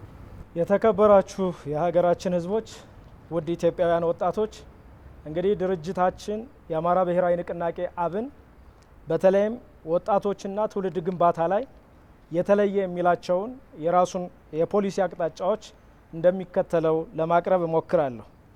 እንግዲህ ሁላችንም እንደምናውቀው የሀገራችን ወጣቶች በመገንባት ላይ ባለው ስርዓት ሊጫወቱት የሚችሉትና የሚጫወቱት ሚና ትልቅ መሆኑ እንደተጠበቀ ሆኖ የመጪው ስርዓት ተረካቢዎች መሆናቸው ለወጣቱ ልዩ ትኩረት እንድንሰጥ ያስገድደናል። ወጣቱ በተያያዝነው የአገር ግንባታ ተገቢ ሚናውን ከመጫወት ባሻገር የራሱን ዘመን በትክክል ለመምራትም መዘጋጀት አለበት ብለን እናምናለን። በመሰረታዊ ጉዳዮች ላይ ግልጽነት ያለው በአገር ግንባታ ንቁና የተደራጀ ተሳትፎ ያለው እና ተጠቃሚነቱ የተረጋገጠ ወጣት ሆኖም መገንባት ይገባዋል ብለን እናምናለን። በመሆኑም ወጣቱን ለቀጣዩ የዳበረ ዲሞክራሲያዊ ስርዓት ተረካቢነት ለማዘጋጀት ለወጣቱ ልዩ ትኩረት መስጠት የሚጠይቅ ሆኖ በመገኘቱ ፓርቲያችን የአማራ ብሔራዊ ንቅናቄ አብን ለወጣቶች ትኩረት ይሰጣል። ወጣቱ የአሁኑ ገንቢ የነገው ተረካቢ መሆኑ ባያጠያይቅም በመንግስትና በማህበረሰቡም ጭምር የተሰጠው ትኩረት አናሳ በመሆኑ የፖሊሲያችን አቅጣጫ ወጣቱን ማዕከል ያደረገ እንዲሁም ትኩረት ያደረገ የፖሊሲ አማራጮችን ይዘን ቀርበናል። የመጀመሪያው ወጣቱ ስራ እድል ሊፈጥሩለት የሚችሉ አማካይ ፕሮጀክቶች በሁሉም የሀገራችን አካባቢዎች መገንባት አለባቸው። ለዚህም አብን አበክሮ ይተጋል ብለን እናስባለን። ሁለተኛው ወጣቱ ልዩ ልዩ የስብዕና መገንቢያና የማገገሚያ ተቋማት ሊገነቡለት ሊመቻቹለት ይገባል። አሁን ብልጽግና እንደሚለው በተለያዩ የሀገራችን አካባቢዎች ከተማ ተኮር ብቻ በመሆን በከተማ ላለው ምናልባትም ከ17 በመቶ በላይ ለማይሆነው ወጣት የተሰጠው ትኩረት በገጠሪቱ የሀገራችን አካባቢዎች ለሚገኙ ወጣቶችም ጭምር ተገቢው ትኩረት ተሰጥቶ የስብዕና መገንቢያና የስልጠና ማዕከላት በተገቢው መንገድ መገንባት መቻል አለባቸው። በተለይም አርሶ አደር ወጣቶቻችን ወደ መካናይዜሽን እንዲገቡ ልዩ ልዩ የክህሎት ስልጠናዎችን የሚያገኙባቸው ተቋማት መገንባት አለባቸው ብለን እናምናለን። ሶስተኛው ወጣቶች ፖለቲካዊ ተሳትፏቸውን የሚያሳድጉባቸው ልዩ ልዩ ተቋማት መደራጀት መቻል አለባቸው። ለምሳሌ ከኢፌድሪ የሕዝብ ተወካዮች ምክር ቤት ጀምሮ አማካሪ ምክር ቤቶች ተጠናክረው ወጣቶች በቀጣይ ለሚደርሱበት የመሪነት ምዕራፍ የሚያዘጋጃቸው አካል መደራጀት መቻል አለበት ብለን እናስባለን። ነገ የወጣቱ ነው። ነገ እቺ ሀገር የወጣቱ ናት። ስለዚህ ወጣቱን በተገቢ መንገድ ማዘጋጀት አለብን ብለን እናምናለን። ስለዚህ ድርጅታችን አብን ለወጣቶች ትኩረት ሰጥቶ ይሰራል። ከዚህ ጋር ተያይዞ በተለይም በብልጽግና በኩል ከተነሳው የፖሊሲ አማራጭ አንጻር የማነሳቸው ጥያቄዎችን እንደሚከተለው አቀርባለሁ። ብልጽግና እንግዲህ ሀገርን የሚገነባ ትውልድ እየገነባን ነው እያለን ነው። ዛሬ በዚህ መድረክ ምን ያህል ወጣቶች ምን ያህል ታዳጊዎች ከትምህርት እንደራቁ ምናልባት ብልጽግና ዳታው ከሌለው ይሄን ዳታ ልንሰጣችሁ እንችላለን። በተለያዩ የሀገራችን አካባቢዎች ከአዲስ አበባ ወጣ ስትሉ በርካታ ትምህርት ቤቶች ተዘግተው ተማሪዎች ትምህርታቸውን አቋርጠው ተቀምጠዋል። ከዚህ በላይ ትውልድን የማምከን ትውልድን ከሀገር ተረካቢነት የማግለል ስራ አለ ብለን አናምንም። ይህ ደግሞ የተፈጠረው ዝቅተኛ የሆነውን የመንግስት ኃላፊነት ማለትም የሀገርን ጸጥታና ደህንነት የማስከበር ኃላፊነቱን በተገቢው መንገድ ባለመወጣቱ በተለያዩ አካባቢዎች ታጣቂዎች ትምህርት ቤቶች እንዲዘጉ በማድረጋቸው በርካታ ወጣቶች ከትምህርት ገበታ ርቀው ይገኛሉ። ስለዚህ ይህ ምኑ ላይ ነው የትውልድ ግንባታ የሚለውን ብታብራሩት ደስ ይለናል። ሌላኛው በተለያዩ የሀገራችን አካባቢዎች አሁንም በተመሳሳይ በርካታ ወጣቶች ስራጥ ሆነው ተቀምጠዋል። አሁን የሚነገረው በከተሞች አካባቢ የሚገነቡት ግንባታዎች፣ የኮሪደር ልማቶች እነዚህን እንደ አማራ ብሔራዊ ንቅናቄ አብን አፕሪሼት እናደርጋለን፣ እናደንቃለን፣ ተገቢ ናቸው። ነገር ግን አብዛኛውን የሀገራችን ወጣቶች የሚያሳትፍ ስላልሆነ አሁንም ወጣቶች የዳር ተመልካች ሆነው ይገኛሉ። ስለዚህ ስራጥ ወጣቶች በተበራከቱበት ሁኔታ እቺ ሀገር የወጣቶች ናት፣ ወጣቶችን ተጠቃሚ አድርጋለሁ የሚለው እንዲሁ ለኢትዮጵያውያን በሙሉ ትዝብቱን መተው እችላለሁ። ምክንያቱም ወጣቱ በተለያዩ የሀገራችን አካባቢዎች አሁንም የኑሮ ሸክም ከብዶት አደጋ እንደሚደርስበት ሁሉ እያወቀ ለስደት ተዳርጎ ነው ያለው። በሀገሩ መጻተኛም ሆኗል። ስለዚህ ይህንን ወጣት እንዴት አይታችሁት ነው እችን ሀገር የነገ ትውልድ ተረካቢዎች ሀገር እያደረግናት ነው የምትሉት? ለየትኛው ትውልድ ነው? በከተሞች አካባቢ ላለው ወይስ አብዛኛው የሀገራችን አካባቢዎች ያለው ወጣት ማለቴ ነው? ሌላኛው የተነሱት ስቴዲየሞች፣ መዝናኛዎች፣ ሌሎች የስብዕና መገንቢያዎች እነዚህንም እንደ ፓርቲ እናበረታታለን፣ እንደግፋለን። ነገር ግን አብዛኛውን የማህበረሰባችን ክፍል የሚደርሱ ወይም የሚነኩ አይደለም። ይሄም ምናልባትም እንደ ሀገር ፌር የሆነ ሪሶርስ ዲስትሪቢዩሽን እንደሌለ ማሳያ ሆኖ ሊጠቀስም ይችላል። ምክንያቱም የገጠሩን ማህበረሰብ ያላማከለ ልማት፣ በከተሞች ብቻ የሚደረጉ ልማቶች አብዛኛውን ዜጋችን ስለማያካትቱ ከዚህ ላይም ብልጽግና ቆም ብሎ ማሰብ መቻል አለበት። እንደ አማራ ብሔራዊ ንቅናቄ አብን ህዝባችን ድምጹን ቢሰጠን እነዚህን ሊያስተካክሉ የሚችሉ የፖሊሲ አማራጮችን ተግባራዊ የምናደርግ ይሆናል። የአማራ ብሔራዊ ንቅናቄ አብን የምርጫ ምልክቱ ሰዓት ነው። አብንን ምረጡ፣ ሰዓትን ምረጡ። ጋር አመሰግናለሁ። ቀሪውን ጊዜ ወንድሜ ተጨማሪ ሀሳቦችን ያነሳል። አመሰግናለሁ። ውድ የኢትዮጵያውያን የተከበረው የአማራ ህዝብ በመጪው 7ኛው ሀገራዊ ምርጫ የአማራ ብሔራዊ ንቅናቄን በመምረጥ አሁን አገር ካለችበት ምስቅልቅል ሁኔታና በተለይም የአማራ ህዝብ ከገጠመው እጅግ አደገኛ ፈተና ለመውጣት ለምናደርገው የጋራ ትግል ከጎናችን እንዲሰለፍ ጥሪ እናቀርባለን። በብልጽግና ስርዓት የአማራ ህዝብ በተለይም ወጣቱ በክልላችን አማራ ህዝብ ላይ እየሆነ ያለው ከፍተኛ በደል ህዝባችንን በተለይም ወጣቱን ክፍል ከልማትና ከነገ ተስፋ ከዛሬ ተጠቃሚነት ነጥሎ ያለበት ሁኔታ ስለሆነ ያለው ይህንን ለመቀልበስ የአማራ ብሔራዊ ንቅናቄ ተግቶ ይሰራል ማለት ነው።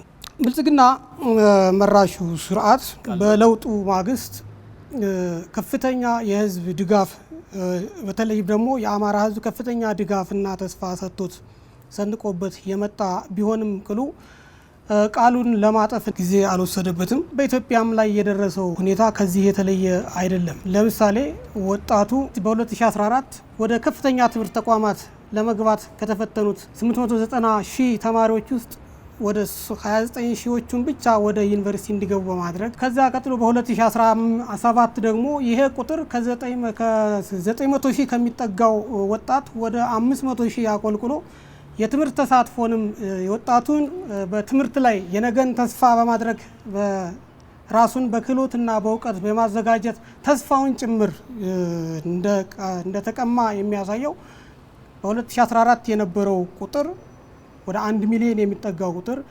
በ2017 በግማሽ ሚሊዮን ሆኗል። ይህ የሚያመለክተው ወጣቱ እየባከነ ነው፣ ዛሬ ላይ እየባከነ ነው። የነገ የሀገር ተስፋም ጨለማ እየዋጡ ነው ማለት ነው። ስለዚህ ውረድ እንውረድ በሚል ስሌት ወጣቱን መስዋዕትነት እያደረገ ነው ወይ ወደ ቀጣዩ ምርጫ እንደሚለው የሚገባው? ያለፉት 5 ዓመታት የግጭት ነባራዊ ሁኔታዎች የሚቆሙት መቼ ነው? ይሄን ለማድረግ ምን ያክል ቁርጠኛ ነው? እየተከታተላችሁ ያላችሁት 7ኛው ጠቅላላ ምርጫ የፖለቲካ ፓርቲዎች የክርክር መድረክን ነው። የኢትዮጵያ ብሮድካስቲንግ ኮርፖሬሽን ይህን መድረክ ሲያዘጋጅ ፖለቲካችን የሀሳብ አብሮት የሚታይበት እንዲሆን ምክንያታዊ መረዳትን መሰረት ያደረገ ምርጫ እንዲካሄድ መራጩ ማንን ልምረጥ ለሚለው ተገቢው መረዳት እንዲኖረው በማሰብ ነው። የፖለቲካ ፓርቲዎች የያዙትን የፖለቲካ አማራጭ የሚተችበት መድረክም ነው። እንቀጥላለን። 3ኛው አቅራቢ ነጻነትና እኩልነት ነው። 10 ደቂቃ አላችሁ። ከሌሎች የፖለቲካ ፓርቲዎች የምትለዩበትንና ለሌሎች የፖለቲካ ፓርቲዎች የምታቀርቡትን ጥያቄ ማቅረብ ትችላላችሁ። መድረኩ የናንተ ነው። ውድ የኢትዮጵያ ሕዝቦች በኢትዮጵያዊነት ላይ ቅድም ለማንሳት የሞከርኩት አንድ ወጣትን ታሪክ ስናይ ሊሰሙን የሚችሉ ስሜቶች እንዳሉ ሆነው የአንዳችንም የሌላችንም ጓዳ ሊነካ የሚችል በአንድም በሌላ እኛን ሊነካ የሚችል ጉዳይ መሆኑን ከመረዳትም አንጻር ነው። እንደ ነጻነትና እኩልነት ፓርቲ የኢትዮጵያ ወጣት ቁጥር 1/3ኛውን ይይዛል ብሎ ያምናል። በስታቲስቲክስም ደረጃ ማለት ነው። ብዙውን 70 እየተባለ የሚጠቀሰው በተወሰነ መልኩ ስታቲስቲካሊ የመረጃ ልዩነት ያለ ይመስለናል። ከ30 ዓመት በታች በሚለው ከሆነ 70 ሊሆን ይችላል። ከዛ ውጭ ግን 1/3ኛውን የሚሆነውን ቁጥር ይዛል ብለን እናስባለን። እነዚህን ወጣቶች ያላስጠቀመ የፖለቲካ እንቅስቃሴ በተወሰነ መልኩ አቅምንም ከመጠቀም አንጻር ጉድለት የሚያሳይ ነው የሚሆነው ብለን እናስባለን። እንደ ነጻነትና እኩልነት ፓርቲ ይህንን ሊያስቀር የሚችል ነገር የመጀመሪያው በአስተሳሰብ ደረጃ ወይም በአይዲዮሎጂ ደረጃ የምንከተለው የትግል ስልታችን አንደኛው ማቆሚያ መንገድ ነው ብለን እናስባለን። ምክንያቱም እነዚህ ሁላ ነገሮች የመጡት እንደዚህ አይነት የፖለቲካ ባህልን ካለመልመድና አዲስ አድርጎ ወይም የማይቻል አድርጎ ከመገመት አንጻር ነው። እነዚህም ደግሞ ሚዛናዊና ምክንያታዊ የሆነ የፖለቲካ እሳቤ ነው። ይህም ማለት ከሴራ የጸዳና ለራሳቸው ወይም ደግሞ ለፖለቲካ ፍጆታ ተብሎ በሚደረጉ የተለያዩ ጦርነቶችና አለመግባባቶችን በጣም በማስፋት ከንግግርና ከዲያሎግ የዘለለ የጦርነት አውድማን ለመፍጠር በሚሹ የተወሰኑ የፖለቲካል ኢሊቶች ምክንያት የሚመጣውን ጦርነት ማስቆም የሚችል የፖለቲካ ፍልስፍና ነው ወይም አይዲዮሎጂ ነው ብለን እናምናለን። ስለዚህ በዚህ ምክንያት የሚመጣውን የነዚህን የወጣቶች መባከንም ጭምር የሚገባቸውን ቦታም ያለማግኘትን ጭምር በዚህ መልኩ መፍታት ይችላል ብለን እናስባለን። የጦርነት መኖር በአንድም በሌላም መልኩ ሁሉንም የኢትዮጵያን ሕዝብ ወይም ደግሞ ሁሉንም ሰው የሚነካ ቢሆንም ነገር ግን ወጣቶችን ደግሞ የጎዳ እንደሆነ እናውቃለን። ስለዚህ ሰላምን የምናመጣበት የትግል ስልት ሲኖረንና በዲያሎግና ወይም በመነጋገር ላይ የተመሰረተ የትግል ስልት ሲኖረን ሰላም ይመጣል።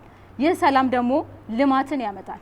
ልማት ብለን የምናስበው እኛ ብዙሃኑን ወይም ደግሞ ኃይል ያለውን አካል ማስጠቀም የሚችል ነው ብለን እናስባለን። ወጣቱ እንደ ነአፓ አስተሳሰብ የነገይቱ ብቻ ሳይሆን ደግሞ የዛሬይቱም ኢትዮጵያ አካል ነው ብለን እናስባለን። በእያንዳንዱ የራሱ ጉዳይ ላይ የመወሰንና በተወሰነ መልኩ ደግሞ ላይኛው አካል ጋር በራሱ ጉዳይ ላይ ተነጋግሮ የሚመቸውን ወይም ደግሞ የሚያስኬደውን አካሄድ መሄድ የሚችልበትን የፖለቲካ ስርዓት መፍጠርም አንድ ዋነኛ አላማ ነው ብሎ ያስባል። ነአፓ ለወጣት የሚሰጠውን ቦታ ለማየት የመጀመሪያ ማሳያ እኔ እሆናለሁ ማለት ነው። እዚህ ጋር ከተሰበሰብነው ሰዎች መሀል ያለሁበትን ሲቹዌሽን ከማየት አንጻር ማለት በራሳቸው ጉዳይ ላይ ራሳቸውም አካል ሆኖ የነገይቱን ብቻ ሳይሆን ደግሞ የዛሬይቱንም ኢትዮጵያ በመገንባት ላይ በራሳቸውም ጉዳይ እንደ ሀገርም ባለ ጉዳይ ላይ ኃላፊነት ወስደው መስራት የሚችሉ ወጣቶችን ማፍራት ይቻላል። ይህም የሆነው ግን የሆነ ያለው ነባራዊ ሁኔታ በተስተካከለ መልኩ ከጦርነት በሴራ ተጠላልፎ ከመውደቅ የጸዳ የሆነ ፖለቲካን ስናመጣ ነው ብለን እናምናለን።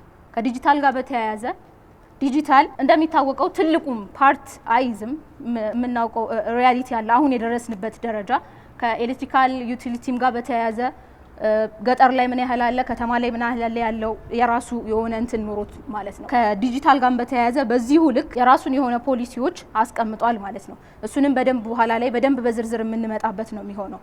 ስለዚህ በዚህ ልክ ቦታ የሰጠ ፓርቲ እና እንደ ፓርቲ ደግሞ በአስተሳሰብ ደረጃ አሁን ካለው ችግር ሊያወጣን የሚችል ከጦርነት አንጻር የሚመጡ እነዚህ ተከታትለው የሚመጡ ችግሮችን ማቆም የሚችል የትግል ስልት የመጀመሪያው በዲያሎግና ሚዛናዊና ምክንያታዊ ማንንም ጽንፍ በረገጠ መልኩ አለመጥራት ማንንም ደግሞ አለመጣበቅን በመያዝ መሀል ላይ ትችቶችን እየተቸ ቢሄዱ የሚሻላቸውን መንገድ ቢሄዱበት ተብሎ የሚታሰቡትን ደግሞ እንደ ግብአትም ለሌሎችም እየሰጠ መሄድ የሚፈልግ ፓርቲ ነው። ብዕርን ምልክታችን ነው። ብዕርን ይዘው ካርዶን መዘው ብዕርን ይምረጡ። አመሰግናለሁ። ከማል ሰይድ ይባላለሁኝ። የነጻነትና እኩልነት ፓርቲ ከሌሎች በምን ይለያል የሚለውን ባጭሩ የትግል ስልቶቹን ለማስተዋወቅ ያክል በኢትዮጵያ ፖለቲካ ውስጥ የተሻለ ልዩ የሆነ አካሄድ ማምጣት አለብን የሚል አመለካከት ስላለው ነጻነትና እኩልነት ፓርቲ የሚለይባቸውን በተለይ ትግል ስልቶች አንጻር ከፍጥጫ የራቀና በመግባባት ላይ የተመሰረተ ፖለቲካ ማራመድ ይፈልጋል። ሚዛናዊ የሆነ ወደ የትም ያላጋደለ ሁሉንም ኢትዮጵያውያን በሚዛናዊነት አብሮ በማሸነፍ መርህና ህዝብን በማገልገል ስልጣንን በመገልገል ሳይሆን ህዝብን በማገልገል በእውነተኝነትና በታማኝነት ኢትዮጵያን ለመምራት የመጣ ፓርቲ ነው። ውድ የሀገራችን ወጣቶች በሀገራችን ሰላም እና እድገት የተሻለ አስተዋጽኦ ማበረከት ይችሉ ዘንድ ተከታታይ የትውልድ ግንባታ ስራ መስራት ያስፈልጋል።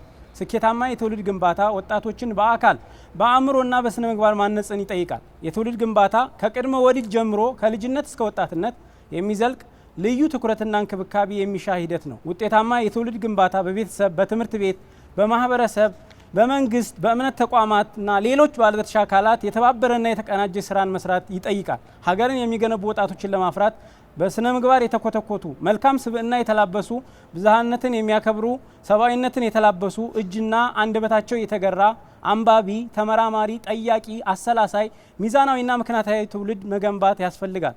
አስተዋይ ወጣት በሚል መሪ ቃል የተደራጀው የነአፓ ወጣቶች ክንፍ የሀገራችን ወጣቶች አስተዋይ ሚዛናዊና ምክንያታዊ ሆነው እንዲገነቡ ይሰራል። ነጻነትና እኩልነት ፓርቲ ትምህርት የትውልድ ግንባታ ዋነኛ መሳሪያ ነው ብሎ ያምናል። የፖሊሲ ማጠንጠኛው ትምህርት መር ብሔራዊ የልማት ስትራቴጂ የሆነው ነአፓ ለትውልድ ግንባታ ልዩ ትኩረት ይሰጣል።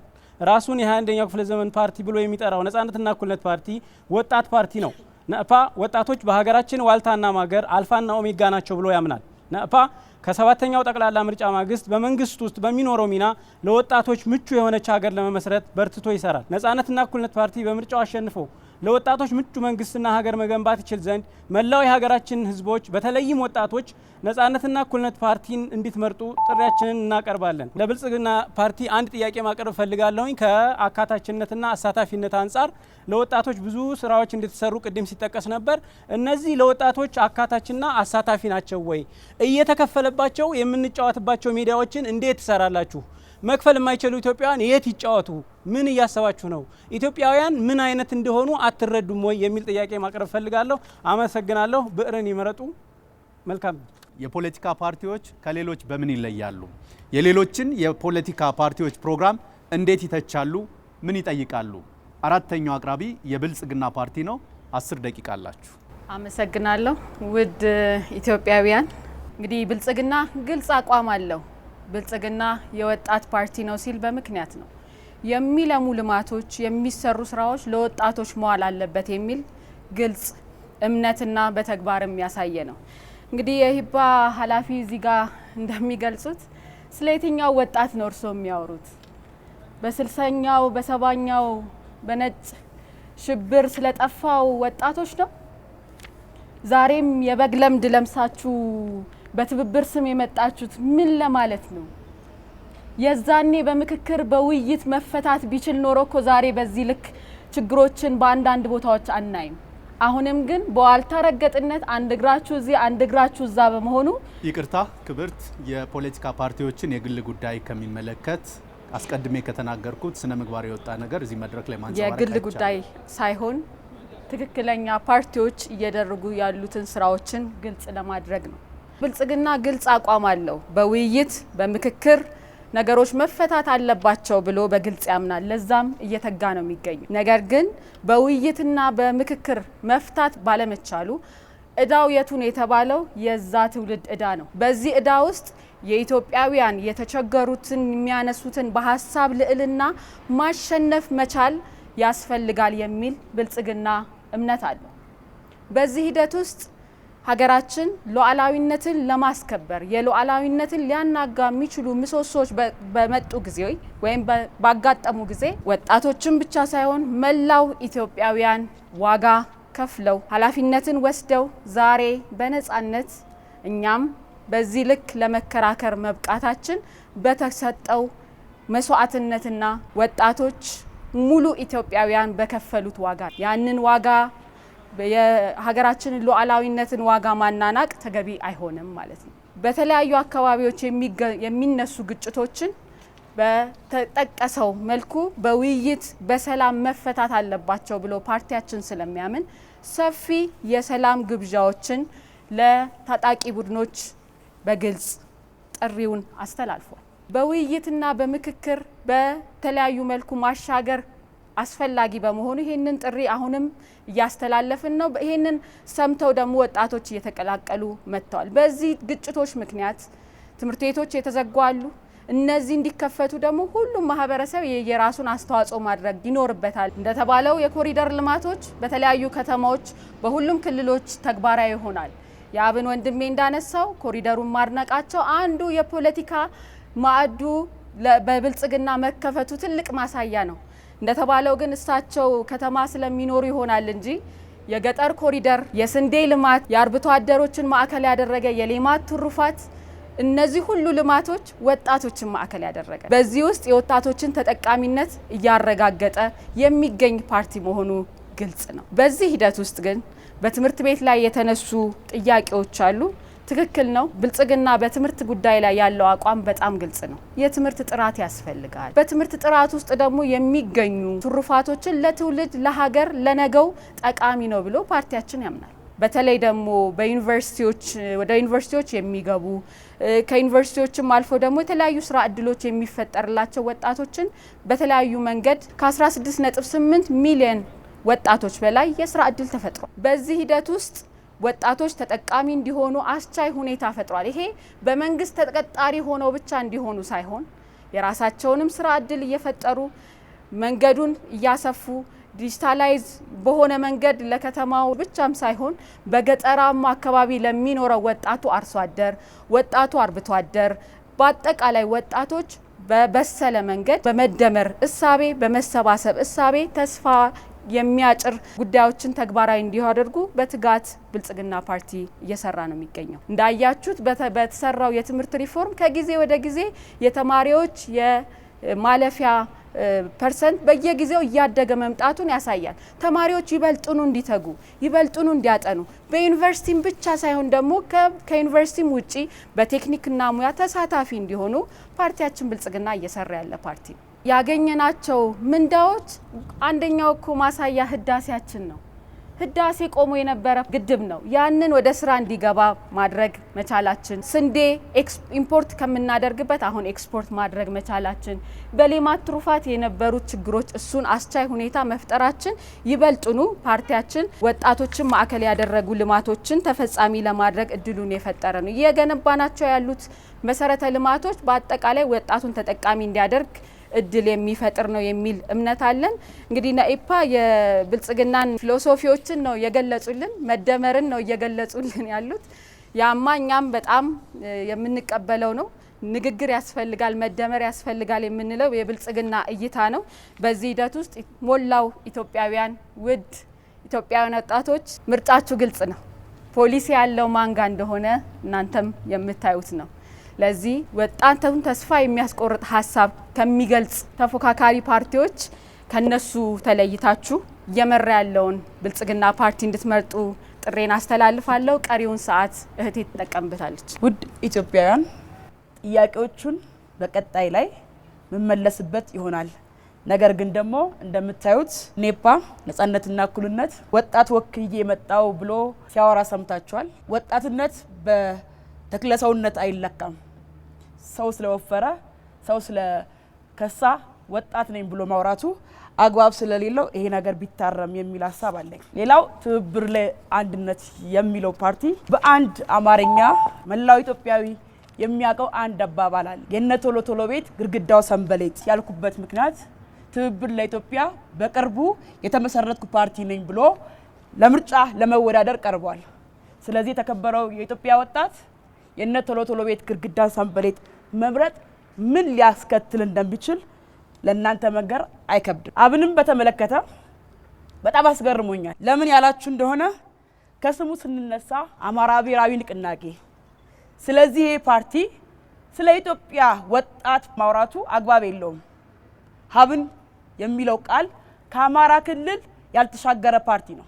የተከበራችሁ የሀገሬ ወጣቶች ፓርቲያችን ብልጽግና ላለፉት የለውጥ ዓመታት የሚነገር ሳይሆን የሚታይ ስራ ለትውልድ ሰርቶ ፓርቲያችን ብልጽግና ከተማ ላይ ብቻ ሳይሆን የሚያተኩረው ገጠሩን ያለውን ወጣት የሚያስብ ፓርቲ ነው። የፖለቲካን ተሳትፎ ብትሉም እንኳን ተረስተው የነበሩትን ክልሎች እንደ ጋምቤላ ያሉ ክልሎች ዛሬ ተስፋ ሰንቀን የሀገራችን ጠቅላይ ሚኒስትር ለመሆን ህልም ሰጥቶናል። ስለዚህ ፓርቲያችን ብልጽግና የተለመዱት እነዛ ክልሎችን ሳይሆን የተረሱትን ክልሎች ላይ በፖለቲካው፣ በማህበራዊ፣ በኢኮኖሚው እየሰራ ያለ ፓርቲ ነው። ስለዚህ ፓርቲያችን ብልጽግና መምረጥ የነገዋን ኢትዮጵያን መምረጥ ነው። ፓርቲያችን ብልጽግና አሻጋሪ ያለው ፓርቲ ነው። ፓርቲያችን ብልጽግና መጪዋን ኢትዮጵያ መተለም የሚፈልግ ፓርቲ ነው። ስለዚህ ሰዓቱን ጨርሰዋል። አብሮት ወጣቱ ትውልድ በዲጂታል ዓለም በሳይንስ ረቂቅ ጥበብ አልፎ ለሀገሩ ትንሳኤ እንዲያበስር የአእምሮ መገለጥ ነው። ክቡራትና ክቡራን የሀሳብ ግብግቡ ቀጥሏል። ክርክሩ እየተካሄደ ያለው በብልጽግና ፓርቲ፣ ትብብር ለኢትዮጵያ፣ በአማራ ንቅናቄ አብን እና በነጻነትና እኩልነት ነኢፓ ፓርቲዎች መካከል ነው። ፓርቲዎች አለን ያሉትን የትውልድ ግንባታ አማራጭ አቅርበዋል። የወጣቶች ሁለንተናዊ ተሳትፎ ተጠቃሚነትን ለማረጋገጥ ያስችለናል ያሉትን አስተዋውቀዋል። የሌሎች ፓርቲዎች የፖለቲካ ፕሮግራሞችን ተችተዋል፣ ጠይቀዋል። ከመድረኩ ተጨማሪ ጥያቄዎችን አነሳለሁ። እንቀጥላለን። የመጀመሪያው አቅራቢ የሚሆነው ትብብር ለኢትዮጵያ ነው። አስቀድሞ ጥያቄዎች አልተነሱለትም። በተወሰነ መልኩ ትችቶች ከብልጽግና ፓርቲ ቀርበውለታል። ለተነሱ ትችቶችና እኔ ከዚህ ለማነሳቸው ጥያቄዎች ምላሽና ማብራሪያ የሚሰጥ ይሆናል። ትብብር ለኢትዮጵያ በኢትዮጵያ የፖለቲካ ታሪክ ውስጥ ረዘም ያለ ጊዜ ያሳለፉ የፖለቲካ ፓርቲዎች የተሰባሰቡበት ፓርቲ ነው። ወጣቱ ይህን ፓርቲ ሲቀላቀል ዘመኑን መዋጀት የሚችል ምን አዲስ አስተሳሰብ ይዛችሁ መጥታችኋል? ሁለተኛ፣ አሁን ያለው ወጣት ትውልድ በእናንተ ትብብር ውስጥ በቋንቋ ላይ በተመሰረተው ማህበራዊ ምህንድስናን ሰብራችሁ አዲስ ማህበራዊ ትስስር ለመፍጠር ኢትዮጵያዊ ስብዕናን ለመገንባት ምን አይነት የተግባር ቀመር አዘጋጅታችኋል? ውድ ኢትዮጵያውያን የሀገሬ ልጆች፣ እንግዲህ የዚህ የትብብሩ አባል ፓርቲዎች የኢትዮጵያን ህዝብ ነው የሚሉት እንጂ ህዝቦች አይሉትም። ምክንያቱም የአንድ ሀገር ህዝብ ነው የሚባለው። ሁለት ሀገሮች ናቸው ህዝቦች የሚባሉት። ከፋፋይ በታኝና ገነጣጣይ አስተሳሰብ ያላቸው ግን የኢትዮጵያን ህዝብ ህዝቦች ይሉታል። እኛ የትብብሩ አባል ፓርቲዎች የኢትዮጵያን ህዝብ ዜጋው በዜግነቱ ተከብሮ እንዲኖር የምንሰራ ነን። ፖሊሲ የላችሁም የሚል ስሰማ በጣም ነው ያፈርኩት። ፖሊሲ የሚለው ቃል ወደ አማርኛ ሲተረጎም መርህ ማለት ነው። ከርዕዮተ ዓለም የሚመነጭ መርህ። ለምሳሌ እኛ የኢኮኖሚ ፖሊሲ መርህ ስናወጣ መርሃችን ምንድነው? ምን ያህል ደሃው ማህበረሰብ ተጠቃሚ ነው፣ ምን ያህል ወጣቱ ተጠቃሚ ነው የሚል መርህ ይዘን ነው። በዛ መርሆች መሰረት ኢኮኖሚያዊም ሌሎች ጉዳዮችም ፖሊሲዎችን አውጥተናል፣ አሉን፣ በሚገባ ተደራሽ ነን። ስለዚህ መርህ አልባ የሆነው ብልጽግና ፓርቲ መርህ የላችሁም ሲል ግን እጅግ በጣም ያሳፍራል። ለማንኛውም የኢትዮጵያ ህዝብ ሚዛናዊ ስለሆነ ሚዛኑን ለእርሱ እንሰጠዋለን። ይሄ ቅንጅት የኢትዮጵያ ህዝብ በጠየቀው መሰረት የተፈጠረ ነው። የኢትዮጵያ ህዝብ እባካችሁ ተባበሩ ወይ ተሰባበሩ እያለ በተደጋጋሚ በተለያየ ምክንያት ይጠይቃል። እዚህ ቅንጅት ውስጥ ኢህአፓ አለ፣ እናት ፓርቲ አለ፣ መኢአድ አለ፣ ሌሎችም ፓርቲዎች አሉ። በኢትዮጵያ ብሔራዊ ምርጫ ቦርድ ህግ መሰረት ውህደት መፍጠር አለ፣ ግንባር መፍጠር አለ፣ ቅንጅት መፍጠር አለ። እኛ ደግሞ ጠንካራ የሆነ ስብስብ የሆነውን ቅንጅት ፈጥረናል። እንደ 97ቱ በቶሎ ቶሎ የተደረገ ሳይሆን ላለፉት 4 ዓመታት አብረን በመስራት ለህዝባችን በጋራ በመቆም መብቶቹ ሲጣሱ መግለጫዎች በማውጣት ሌሎችም ጠንካራ የሰላማዊ ትግል አማራጮችን በማድረግ በጋራ ተሰባስበን ልዩነቶቻችንን በአንድነት አቀራርበን የመጣን ነን። እዚህ ውስጥ ኢህአፓ አለ። ኢህአፓ ደግሞ ያለፈው ታሪኩ ያው ወጣቱን አስጨረሳችሁ ሲባል በጣም ያሳዝናል። ሁሌም አምባገነን መንግስታት እስካሉ ድረስ ወጣት ይጨርሳሉ። የተለየ ሀሳብና አስተሳሰብ ያላቸውን ያሳድዳሉ፣ ይገላሉ። የደርግ ስርዓትም አንዱ ነው። ይሄ የተለየ ሀሳብ ስላላቸው ብቻ የዛ ትውልድ አካላት አሳዶ ገሏል። ከዛም በኋላ ህወሓት ኢህአዴግ መራሹ ስርዓት ብዙ በደል አድርሷል። አሁን ደግሞ ያለውን የምታውቁት ስለሆነ አልደግመው። ስለዚህ ወጣት የሚጨርስ ስርዓት፣ አምባገነናዊ ስርዓት እንዲወገድ ህዝባዊ መንግስት እንዲመሰረት የታገለ ድርጅት እንጂ ወጣትን የጨረሰ አይደለም። መቼም ሀሳብ እያለ የተሻለ ሀሳብ ሀገር እንዲኖራት ለማድረግ በሚከፈለው መስዋዕትነት ዋጋ መክፈል፣ መስዋዕትነቱን ደግሞ ያስከፈሉት አምባገነን ስርዓቶችን ትቶ መስዋዕትነት የከፈሉትን መውቀስ ህሊና ቢስነት ነው። ስለዚህ አሁን የኢትዮጵያ ወጣት ጥያቄው የህልውና ጥያቄ ነው። ወጣቱ የመኖር ያለመኖር የኢኮኖሚ ተጠቃሚነትም ጭምር ከዛም በላይ ደግሞ በሰላም ወጥቶ ከቦታ ቦታ ተንቀሳቅሶ ያለመስራት ጭምር ነው። ወጣቱ እኮ የዜግነት መብቱ ተነፍጓል። ኢትዮጵያዊ በዜግነቱ አይከበርም። ዜግነት አልባ ነው ማለት ይችላል። ምክንያቱም አሁን ያለው ህገ መንግስት የሚያየው ወጣቱን በወጣትነቱ ወይም በዜግነቱ ሳይሆን በብሔሩ ወይም በተከለለው ክልል ነው። እኛ ግን የግለሰብ መብትን እናስከብራለን። ወጣቱ የዜግነት መብቱን እንዲጎናጸፍ እናረጋለን። በነጻነት ወጥቶ እንዲገባ እናረጋለን። ከገባበት አጣብቂኝ ነጻ እንዲወጣ እናደርጋለን። እንግዲህ ውድ የኢትዮጵያ ወጣቶች ሀገራችሁ የገባችበት በጣም አደገኛ የሆነ ሁኔታ እንደሚያንገበግባችሁ አውቃለሁ፣ እናውቃለን። ይህ የሚያንገበግባችሁ ከሆነ ደግሞ የሰላማዊ ትግል ምርጫችሁ ሆኖ ሀገራችሁን ከገባችበት ቀውስ ማውጣት የምትችሉት ዛሬ ነው። ወደ ትብብሩ በመቀላቀል ይህንን ጠንካራ ቅንጅት መደገፍ፣ በአንድነት በመቆም አይዟችሁ ብለን ቆመናል። ሀሳብ ይዘን መተናል። ነፃ ልናወጣችሁ ከገባችሁበት አደጋም ነፃ ማውጫ አስተሳሰብ ይዘን የተሰባሰብን ስለሆነ ይህ ስብስብ ደግሞ ሰፊ ሀሳብና አማራጭ ያለው ስለሆነ የብዙ አስተሳሰብ ባለቤትም ስለሆነ ትብብር ለኢትዮጵያ አንድነት መምረጥ ኢትዮጵያን ከጠባብ ብሔረተኝነት ነፃ ማውጣት መሆኑን አውቃችሁ ሀገራችሁን የምትወዱ ኢትዮጵያዊነት ደምቆ እንዲታይ የምትፈልጉ ወጣቶች በተለይ ወጣቶች ትልቅ ሚና እንዳላችሁ በማሰብ ነው ይህንን ደጋግመን የምንለው። ከቅንጅቱ ጎን እንድትቆሙ ለማሳወቅ እወዳለሁ። ድል ለኢትዮጵያዊነት፣ ሽንፈት ለጠባብ ብሔረተኝነት ይሁን። አሁን ደግሞ እህቴ ትቀጥል። ብልጽግና ትላንትና በ2013 የነበረው ምርጫ ላይ ሲከራከሩ የነበሩ የፖለቲካል ፓርቲዎች አክቲቪስቶች አሁን እስር ቤት ያሉ አሉ።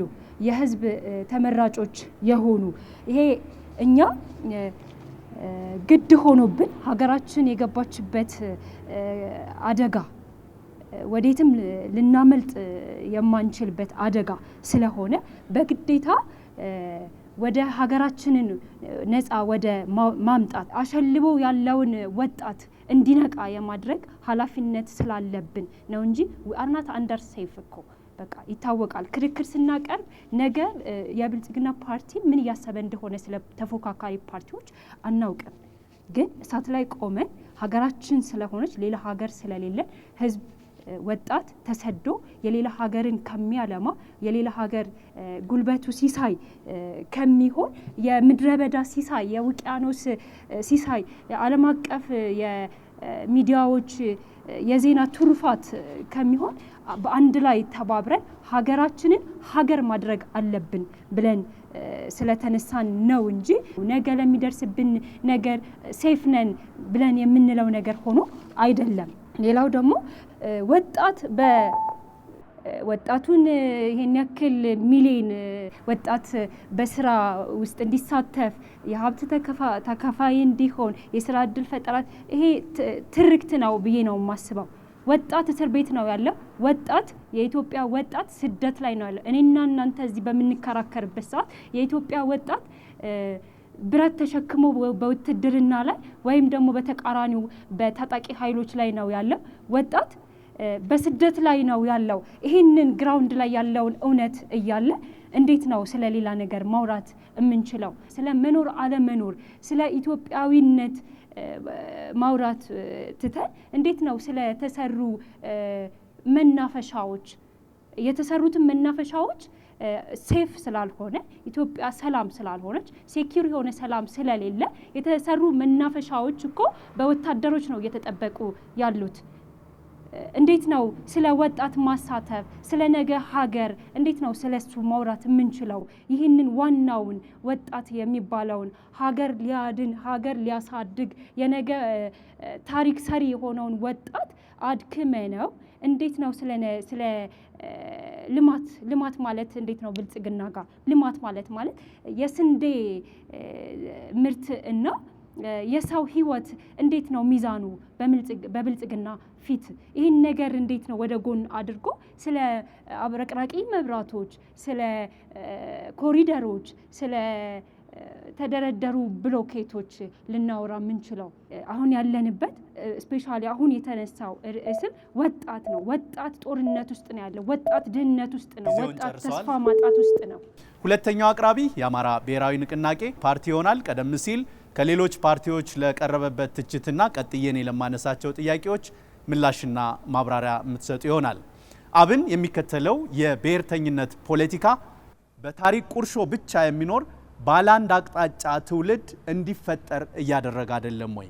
ሁለተኛው ጥያቄ ወጣቱ በኢትዮጵያዊነትና በብሔርተኝነት ዋልታዎች መካከል የገጠመውን መወዛወዝና የስነ ልቦና ቀውስ ፓርቲያችሁ እንዴት ነው የሚፈታው?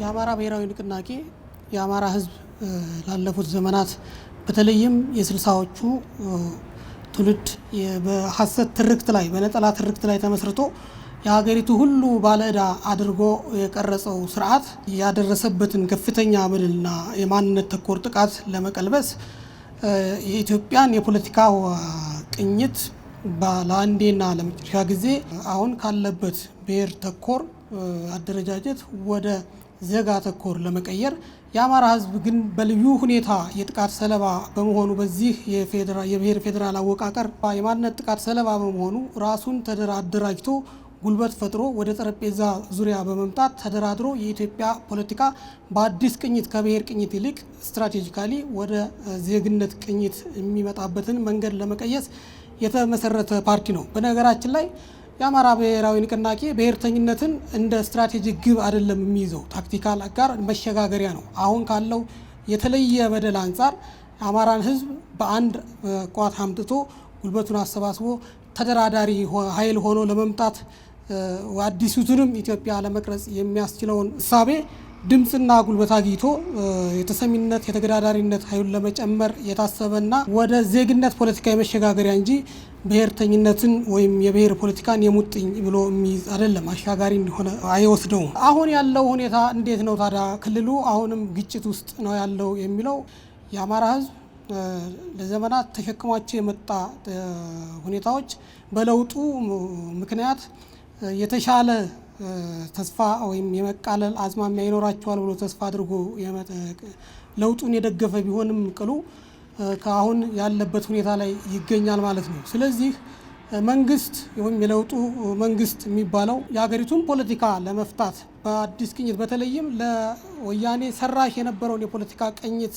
ለውጦ ሁሉንም ዜጎች በእኩል የምታስተናግድ ሀገር ያለ ገደብ መንቀሳቀስን በነጻነት መኖርን ከቦታ ወደ ቦታ ማህበራዊ ግንኙነትን ሊያጠናክር የሚችሉ የፖለቲካ ስሌቶችን እንቅስቃሴዎችን ማድረግ ለውጦችን ማድረግ ሲኖርበት ህወሓትን በተግባር እየተዋጋ ነገር ግን የእሱን ስሪት እና የፖለቲካና የማህበራዊ ቅኝት እያስቀጠለ በመጣበት ምክንያት የተፈጠሩ ከተስፋ መቁረጥ የመጡ ችግሮች ናቸው እንጂ አብን የተከተለው ስትራቴጂ የወለዳቸው ተደርገው መወሰዱ የተሳሳተ መረዳት ነው ብለን ነው የምንወስደው። የተከበራችሁ የአማራ ወጣቶች፣ የተከበርከው የታላቋ የኢትዮጵያ ወጣቶች፣ አብን ወጣት የሀገር ተረካቢ ነው የሚለው አገላለጽ ሙሉ እንዳልሆነና መሰረታዊ የሀሳብና የተግባር ችግር እንዳለበት ይረዳል።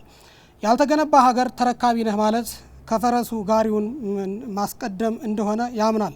በመሆኑም ወጣቶች የሚረከቧት ሀገር ራሳቸው የገነቧት መሆኗን አምነው በሀገር ግንባታ ሂደት የግንባር ቀደም ተሳታፊ እንዲሆኑ አስፈላጊው የስነ ልቦና ህንጸት እና የክህሎት ግንባታ እንዲከናወን ይሰራል። የሀገር ግንባታም ሆነ ሀገር ተረካቢነት የሚጠይቀው መሰረታዊ ስብዕና አለ።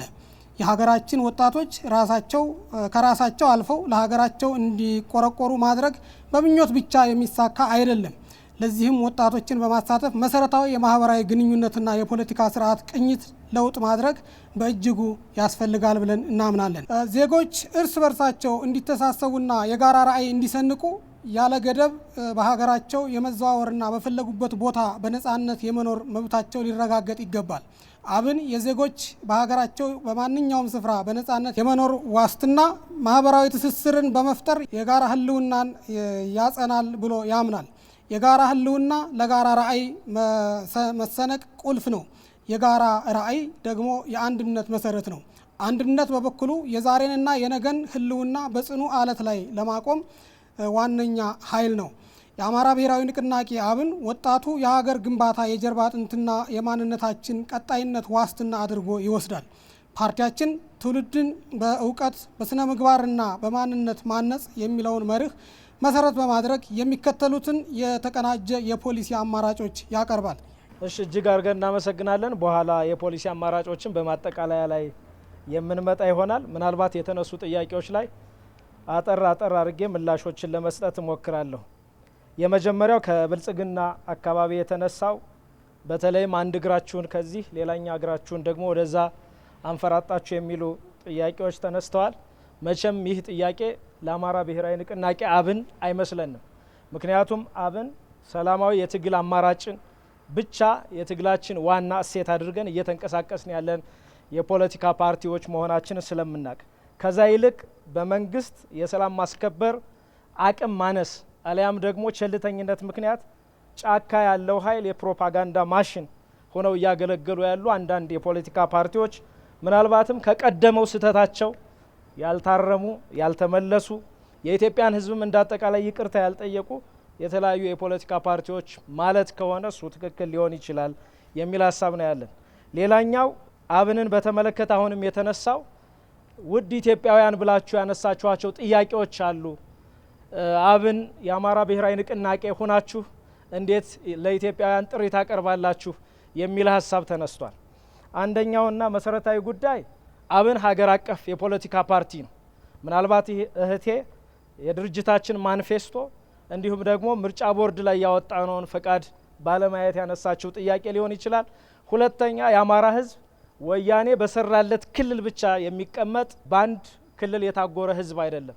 በመላው ኢትዮጵያ ተንሰራፍቶ የሚኖር አማራነቱን ከኢትዮጵያዊነቱ ጋር ባንድ ላይ አስታርቆ የሚኖር ታታሪ፣ ጠንካራ፣ ጨዋ ሀገር ወዳድ ህዝብ ስለሆነ እንዳጠቃላይ አማራዊ ማንነቱንም ጠቅሰን ኢትዮጵያዊ ማንነቱንም ጠቅሰን ድርብርብ ማንነቶችን በተለዋዋጭነት የምንጠቀም መሆኑን ለማሳየት ያህል ነው። ሌላኛው ፖሊሲ የላቸውም የሚለው ምናልባት ይሄም ዘወር ብሎ የፓርቲዎችን አጠቃላይ ማኒፌስቶና የፖሊሲ አማራጮች ካለመረዳት ወይም ካለማየት የመጣ ሊሆን ይችላል የሚል ሀሳብ አለን።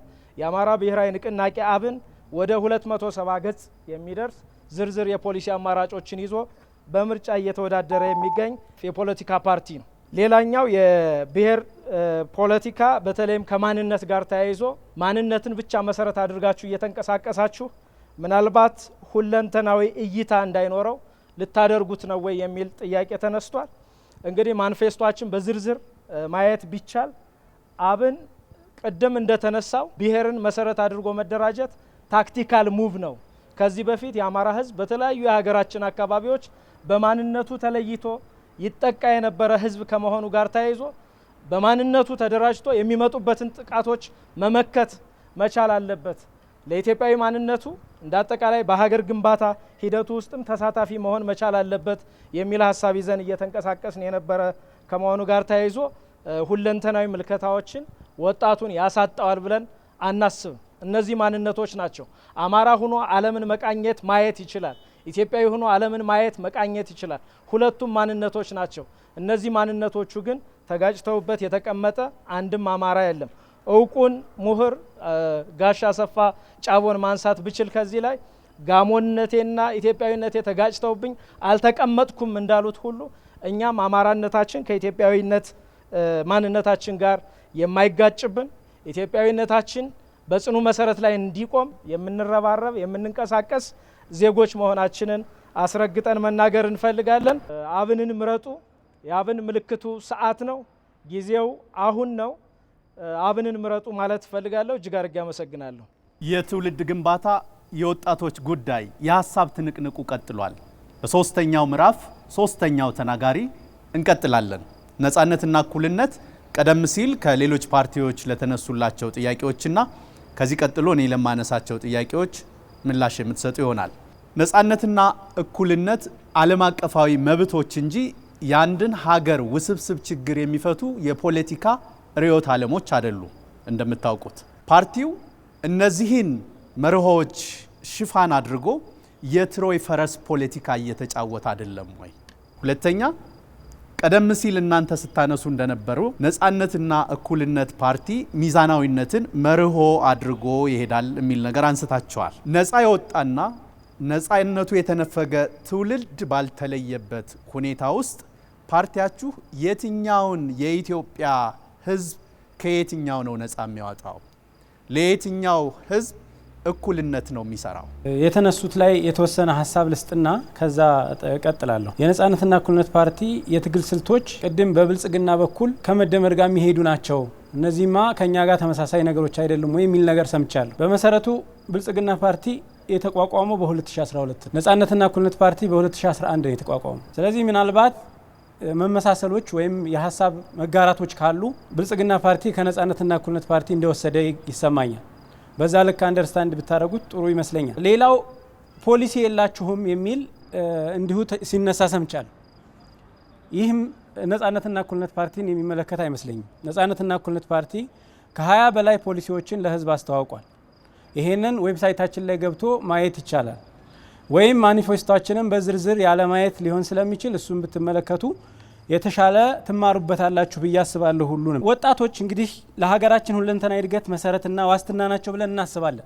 የሀገራችን አንድነት፣ ሰላምና እድገት የሚወሰነው ዛሬ ለወጣቶቻችን በምንሰጠው ትኩረት፣ ወጣቶቻችንን ለማልማት በምንሰራው ስራና ለዚሁ በምናፈሰው ሀብት እንደሆነ እናምናለን። ወጣቶች እምቅ የማሰብ የመስራት ኃይል፣ ፍላጎት፣ ድፍረት ያላቸው ሲሆን እነዚህ የወጣትነት ባህሪያት በአግባቡ ስራ ላይ እንዲውሉ ከተደረገ ሀገርን ለማሳደግ መልካም አጋጣሚዎች ናቸው ብለን እናምናለን። ናእፓ የወጣቶችን ጉዳይ የሚመለከተው ከይስሙላ ተሳትፎ በላይ ነው ብለን እናምናለን።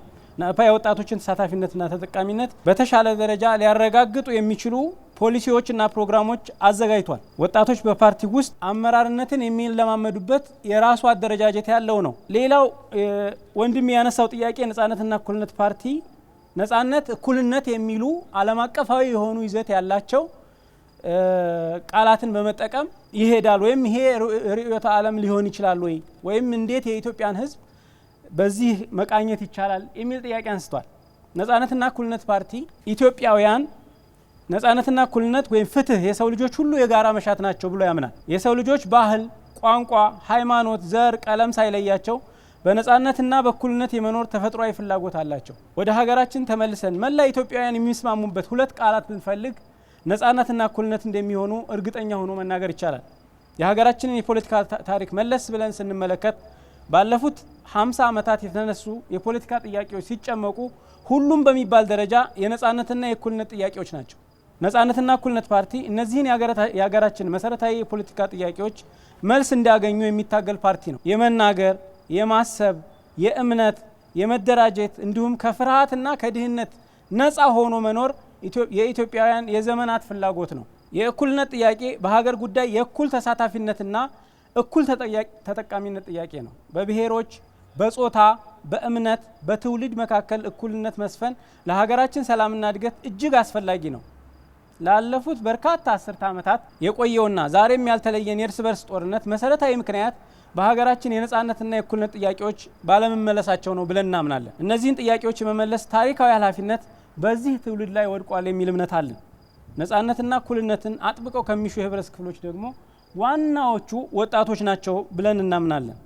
የተገበራችሁ የሀገራችን ወጣቶች፣ የሀገራችን የስነ ህዝብ መረጃዎች እንደሚያሳዩት ከሀገራችን ህዝብ ውስጥ 1/3 ወጣት ነው። ይህ ከፍተኛ ቁጥር ለሀገራችን እድገት እምቅ ሀብት ነው። ወጣቶች የዛሬዋና የነገዋ ኢትዮጵያ መምህራን፣ ሳይንቲስቶች፣ ሐኪሞች፣ ስራ ፈጣሪዎች፣ ኢንቨስተሮች፣ ተመራማሪዎች፣ ፖለቲከኞች፣ የህዝብ አስተዳዳሪዎችና የጥበብ ሙያተኞች ናቸው። ወጣቶች ለሀገራችን ሁለንተናዊ እድገትና መሰረት ዋስትና ናቸው። የሀገራችን አንድነት፣ ሰላምና እድገት የሚወሰነው ዛሬ ለወጣቶቻችን በምንሰጠው ትኩረት፣ ወጣቶቻችንን ለማልማት በምንሰራው ስራና ለዚሁ በምናፈሰው ሀብት ነው። ወጣቶች እምቅ የማሰብና የመስራት ኃይል ፍላጎት አላቸው።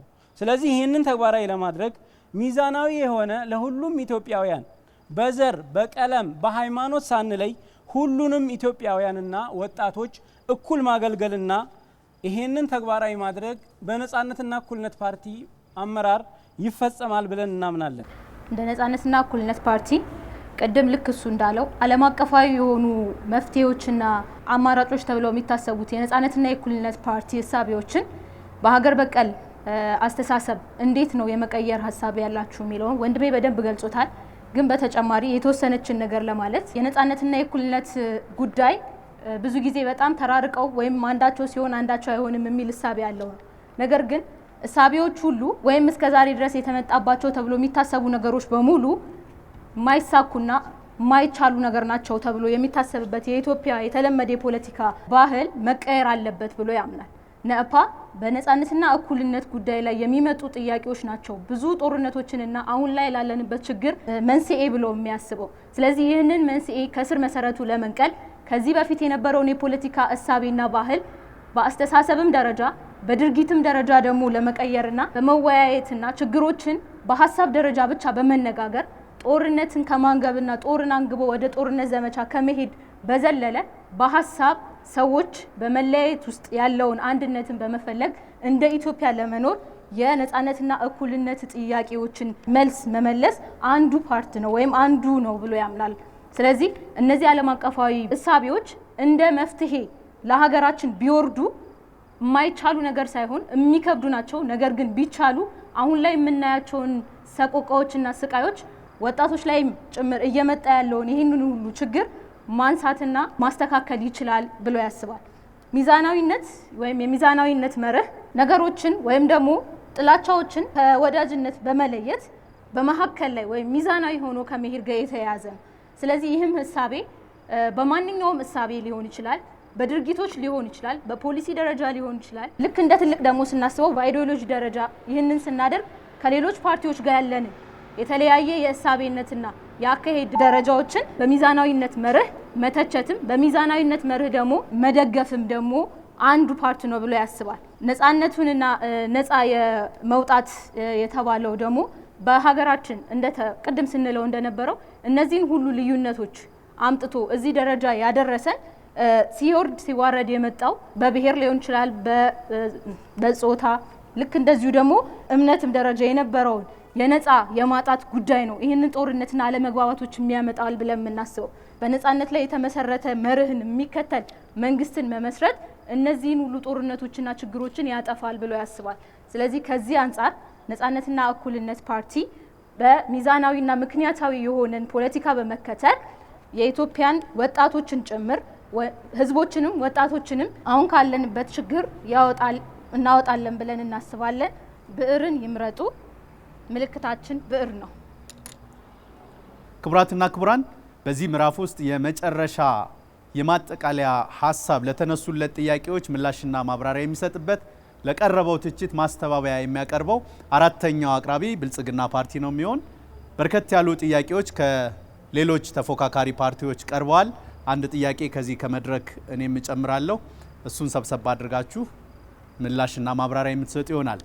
ብልጽግና ፓርቲ የመደመር እሳቤው ውስጥ አንድነትንና ተግባብቶ መስራትን በእሳቤ ደረጃ ይሰብካል።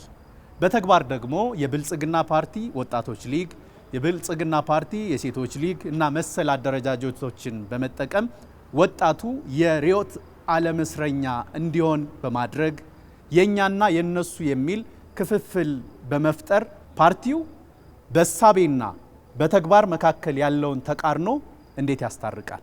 በአወያዩ የተነሳውን ጥያቄ ቀለል ባለ አማርኛ ለመግለጽ የወጣት ሊግ የሚለው ክንፍ በሚለው ተስተካክሏል። እንግዲህ ፓርቲያችን ብልጽግና ሀሳብ ያለው ፓርቲ ነው። አሻጋሪ ሀሳብ ያለው ፓርቲ ነው። ስለዚህ ይህንን ሀሳቡ የሚያስቀጥለው ትውልድ ያስፈልጋል ብሎ ያስባል። ለዛም ነው የወጣት ክንፍ ብሎ የራሱ የሆነ አደረጋገት ያቋቋመው፣ የሴቶች ክንፍ ብሎ የራሱ የሆነ አደረጋገት አቋቋመው። ምክንያት ወጣት ፖለቲካን ከስር ከመሰረቱ ቢለምዱ የነገዋን ኢትዮጵያ ብልጽግና ፓርቲ የሚያስበዋን ኢትዮጵያን ለመሸከም ትከሻዎቹ ከፍ ይላል ብሎ ስለሚያስብ ነው እንጂ የተለየ ፕሪቪሌጅ ለወጣት ክንፍ አባላት ወይንም ለሴት ክንፍ አባላት እንደማይሰጥ መላው የኢትዮጵያ ወጣት እንዲያቅልኝ እጠይቃለሁ ወይ አሳውቃለሁ። እንግዲህ ቅድም ትብብር ለአንድነት የሚለው ፓርቲ የኢትዮጵያ ሕዝብ በጠየቀን መልኩ ተጣምረን መጣን ነው የሚለው። እኔ ደግሞ መልሱ ጥሩ የሚሆነው ሀሳባችን ስለተበተነ ርዕዮተ ዓለማችን ከጊዜው ጋር ስለማይገናኝ ተባብረን መጣን የሚል አማርኛ ቢጠቀሙ ጥሩ ነው የሚል ሀሳብ አለኝ። ሌላው እህቴ ያነሳችው 2013 ላይ በምርጫ የተከራከሩት ዛሬ የሉም ብላለች። እርግጥ ነው ብልጽግና ፓርቲ ወይንም መንግስት የሀገሪቷን ሉዓላዊነትን የሚያስጠይቁትን አስራ መጠየቅ አለበት ብዬ አምናለሁ። ምክንያቱም የሌሎች አገራትን ሀሳብ የሚያራምድ አካል መጠየቅ አለበት። ለዛም ነው እንጂ ብልጽግና ፓርቲ ወጣቶች ወደ ፖለቲካ እንዲመጡ እጆቹን የከፈተ ፓርቲ ነው። እንደውም በዚሁ አጋጣሚ እህቴ ብትቺ ወደ ብልጽግና ፓርቲ መተሽ ከኛ ጋር ተቀላቅለሽ የነገዋን ኢትዮጵያን አብረሽ ብታይ ወይንም ብንገነባ የሚል ጥሪ በዚሁ ማስተላለፍ እወዳለሁ። ሌላው አብን በተመለከተ አብን እውነት ለመናገር የአማራ ወጣት ጦርነት አንገሽግሾታል። ብልጽግና ፓርቲ ኢትዮጵያ ውስጥ እየፈጠረ ያለውን ልማት መጥቶ መቀራመጥ ይፈልጋል እና ብትችሉ እናንተ እጃችሁን ከአማራ ወጣት አንስታችሁ የአማራ ወጣት ብልጽግና ተቋዳሽ እንዲሆን ብታደርጉ የሚል ሀሳብ እዚሁ ጋር ማንሳት እፈልጋለሁ። ሌላው ነፃነትና እኩልነት በተሽሞነመነ አማርኛ ስለ ተስፋውን ደስ የሚል ታሪክ ስትነግረን ነበር። እዚሁ ጋር ታሪኩ በእውነተኛ ታሪክ ላይ የተመሰረተ ነው ወይ የሚል ጥያቄ አለኝ። አዎ የሚል ከሆነ ስለ ኮሪደር ታወራለች፣ መሀል ላይ የሆነ ሰዓት ላይ ደግሞ ስለ ፕላስቲክ ቤት ታወራለች። ይጣረጻል። የተከበራችሁ የኢትዮጵያ ወጣት አዲስ አበባ ውስጥ ፕላስቲክ ካየን 3 ዓመታት አልፈዋል። ስለዚህ ታሪኩ ትንሽ ኢዲት ተደርጎ ለቲክቶክ መሸጫ እንዲሆን ብታደርጉት የሚል ነገር አለ። ሌላው ጥያቄዎቹን በተለያየ አማርኛ ይነገር እንጂ 3 ጥያቄዎች ናቸው። ስራ አጥነት ላይ፣ የፖለቲካ ተሳትፎ፣ ስደት ላይ ነው። እኔ ቀለል አድርጌ እናገርና እህቴ ትጨምራለች። ስራ አጥነት በተመለከተ የተከበራችሁ የኢትዮጵያ ወጣቶች እንደምታውቁት ብልጽግና ፓርቲ 2013 ላይ ለምርጫ ሲወዳደር ስራ ክህሎት እንደ ኮሚሽን ነበረ ያቋቋመው። የስራ አጥነት ውዝፍ እዳ በኮሚሽን አይፈታም ብሎ የራሱ የሆነ ሚኒስትሪ ከፍቷል። ስለዚህ ምን ያህል አንገብጋቢ ጉዳይ እንደሆነ ብልጽግና ፓርቲ ተረድቷል። ውዝፍ እዳ ነው። ውዝፍ እዳ ደግሞ በአንድ ጀንበር በ5 ዓመት ይፈታ ብሎ ማውራት አላዋቂ ስለሚያደርግ ነገር ላይ ብናስብ የሚል ሀሳብ አለኝ። ብልጽግና ፓርቲ በስራና ክህሎት ሚኒስቴር በኩል በርካታ የውጭ የስራ እድል ፈጠራዎችን እያካሄደ ይገኛል። አብን ቅድም ኮሊደር ሌሎች ገጠር ሀገራት አካባቢ አልደረሰም ለሚለው ያው አብን ከአማራ ክልል የማይወጣ ፓርቲ ስለሆነ ውድ ወንድሜ ደሴ፣ ባህር ዳር፣ ጎንደር፣ ኮምቦልቻ ሄደ ብታይ ምን ያህል እንዴት የሚያምር ኮሪደር እየተሰራ እንደሆነ መረጃ ወይንም በአይነት ያለ። ስለዚህ ውድ ኢትዮጵያውያን ብልጽግና ፓርቲ የትውልድ ፓርቲ ነው።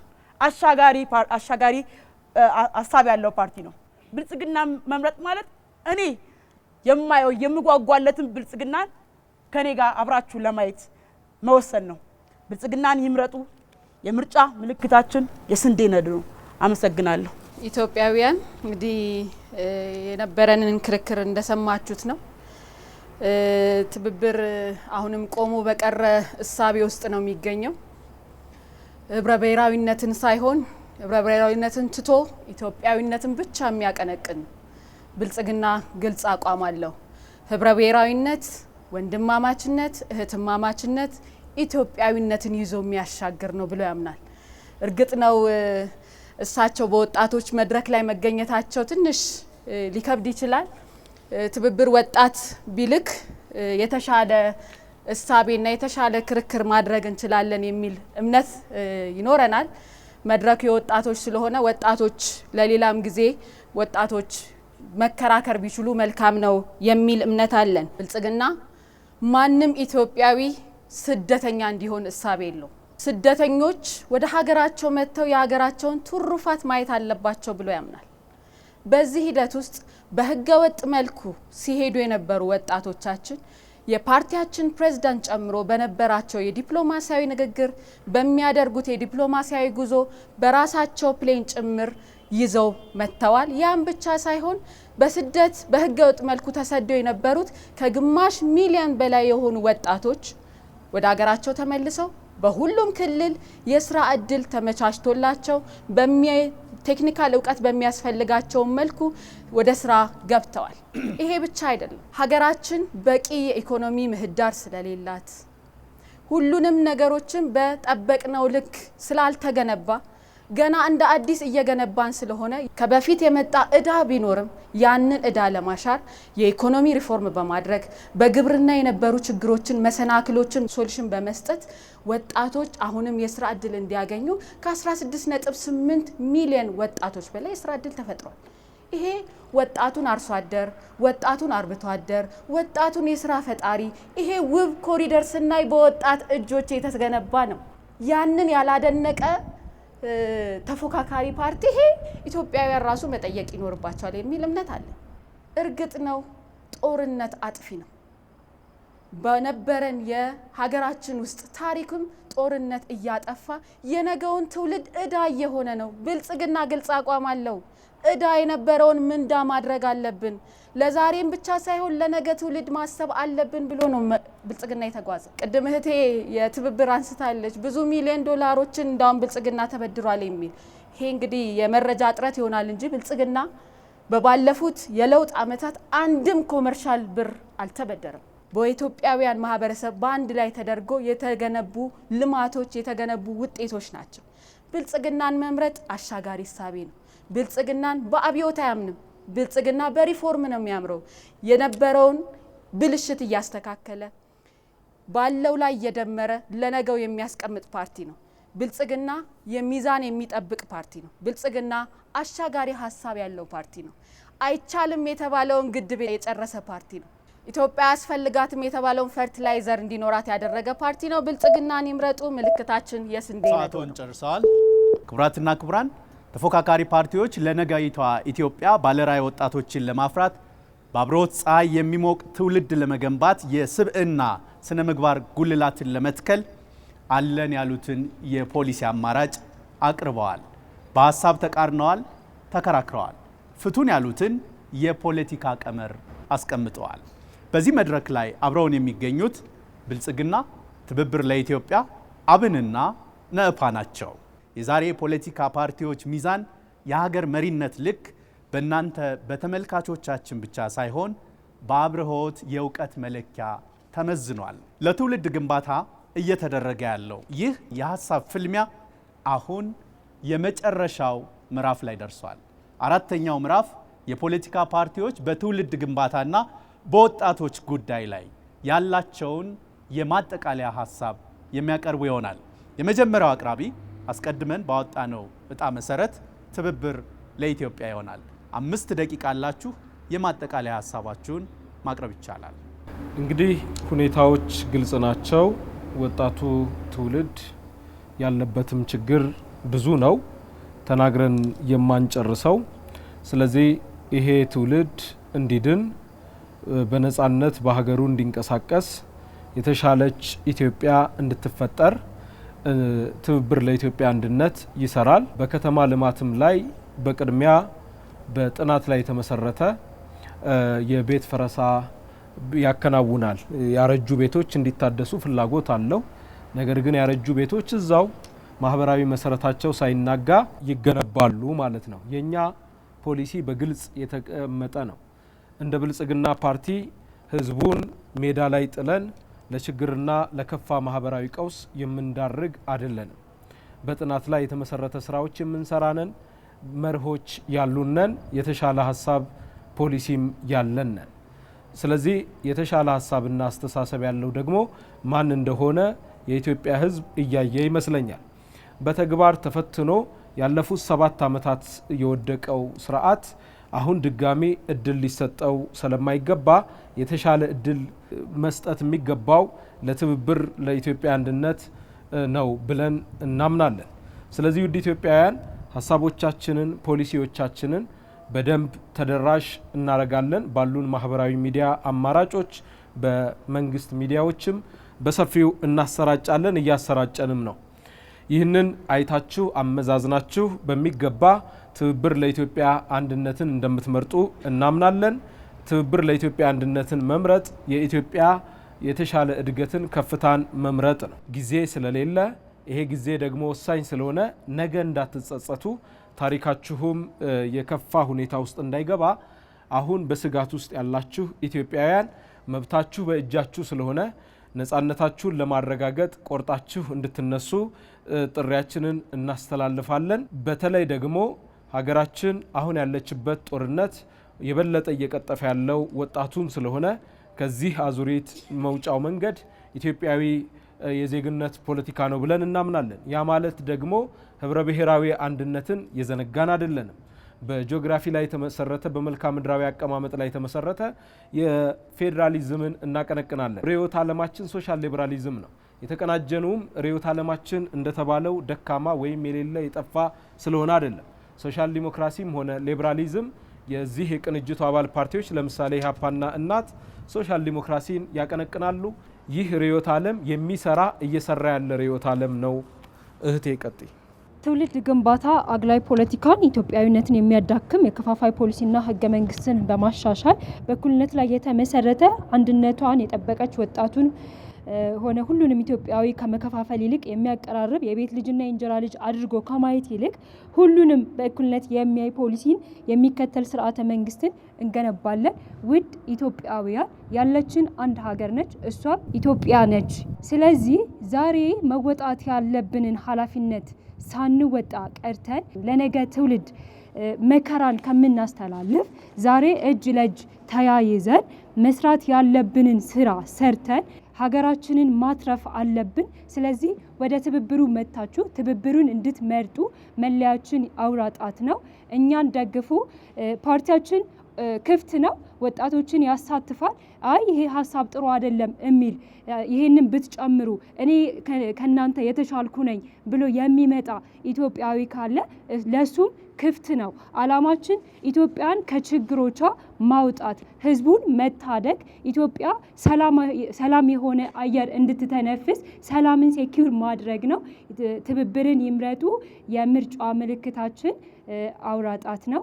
አመሰግናለሁ። የአማራ ብሔራዊ ንቅናቄ ፓርቲ አብን የማሳረጊያ ሀሳባችሁን እንድታቀርቡ 5 ደቂቃ ጊዜ አላችሁ። የተከበረው የአማራ ወጣት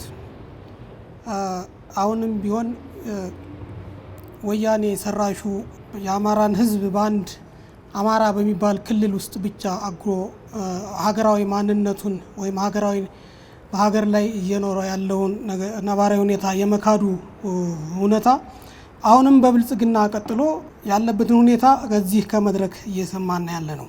የአማራ ሕዝብ ትግል አሁንም ቢሆን ምን ያክል ረጅም ጊዜና ፈታኝ ውጣ ውረድ እንዳለበት አሁንም ገና ዳገቱ ላይ እንደሆን ማሳያ ስለሆነ አሁንም ከዚህ ነባራዊ ሁኔታ ሊያላቅ የሚችለው ተደራጅቶ መታገል መሆኑን ነገ ኢትዮጵያ ለሁሉም የሆነች ሀገር አድርገ መገንባት የምትችለው ለመገንባት የድርሻን ልትወጣ የምትችለውም ዛሬ ላይ በመደራጀትና ወሳኝ ኃይል ጫና ያለው ኃይል ሆኖ መውጣት ስትችል እንደመሆኑ መሆኑን አበክረን ማስገንዘብ እንፈልጋለን። የአማራ ብሔራዊ ንቅናቄ በቀጣዩ ምርጫ ስልጣን ቢይዝ የወጣቱን ስብዕናና ተጠቃሚነትን በተመለከተ ሊፈጽማቸው ያቀዳቸውን ተግባራት ከዚህ በመቀጠል አቀርባለሁ። አማራ ብሔራዊ ንቅናቄ አብን በምርጫ የህዝብ ድምጽ ቢያገኝ የወጣቱን የኢኮኖሚ ነጻነት ለማረጋገጥ ወጣቶች ያለ ንብረት ማስያያ በእውቀታቸውና በስራ ፈጠራ ሀሳባቸው ብቻ ብድር የምታገኙበትን የወጣቶች ቢዝነስ ባንክ ያቋቁማል። ትምህርት ቤቶች ከፖለቲካ ነጻ ይሆናሉ። የስራ ቅጥርና እድገት በብቃት እንጂ በፖለቲካ ወገንተኝነት እንዳይሆን አበክሮ ይሰራል። በታሪኩ የማይደራደር በአባቶቹ ጀግንነት የሚኮራና ለዜግነት ክብር የሚቆም ትውልድ እንገነባለን። ወጣቱ በፖለቲካ መድረክ ለኮታ ማሟያ ሳይሆን በብቃት ቁልፍ የስልጣን እርከኖች ላይ እንዲቀመጥ በማድረግ እውነተኛ ውሳኔ ሰጪ እንዲሆን እናደርጋለን። ማንኛውም ወጣት በየትኛውም የሀገሪቱ ክፍል በነጻነት የመስራትና የመኖር መብቱ በሕግ እንዲከበር እናደርጋለን። በተግባር እንዲተረጎሙ እናደርጋለን።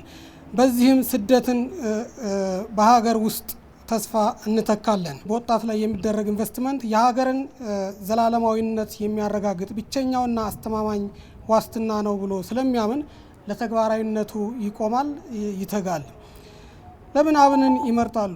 ወጣቱን ለስልጣን እድሜ ማራዘሚያነት ሳይሆን ለሀገር ህልውናና ለዘላቂ ልማት ዋስትና አድርጎ ስለሚያምን አብንን ይምረጡ። አብን የምርጫ ምልክቱ ሰዓት ነው።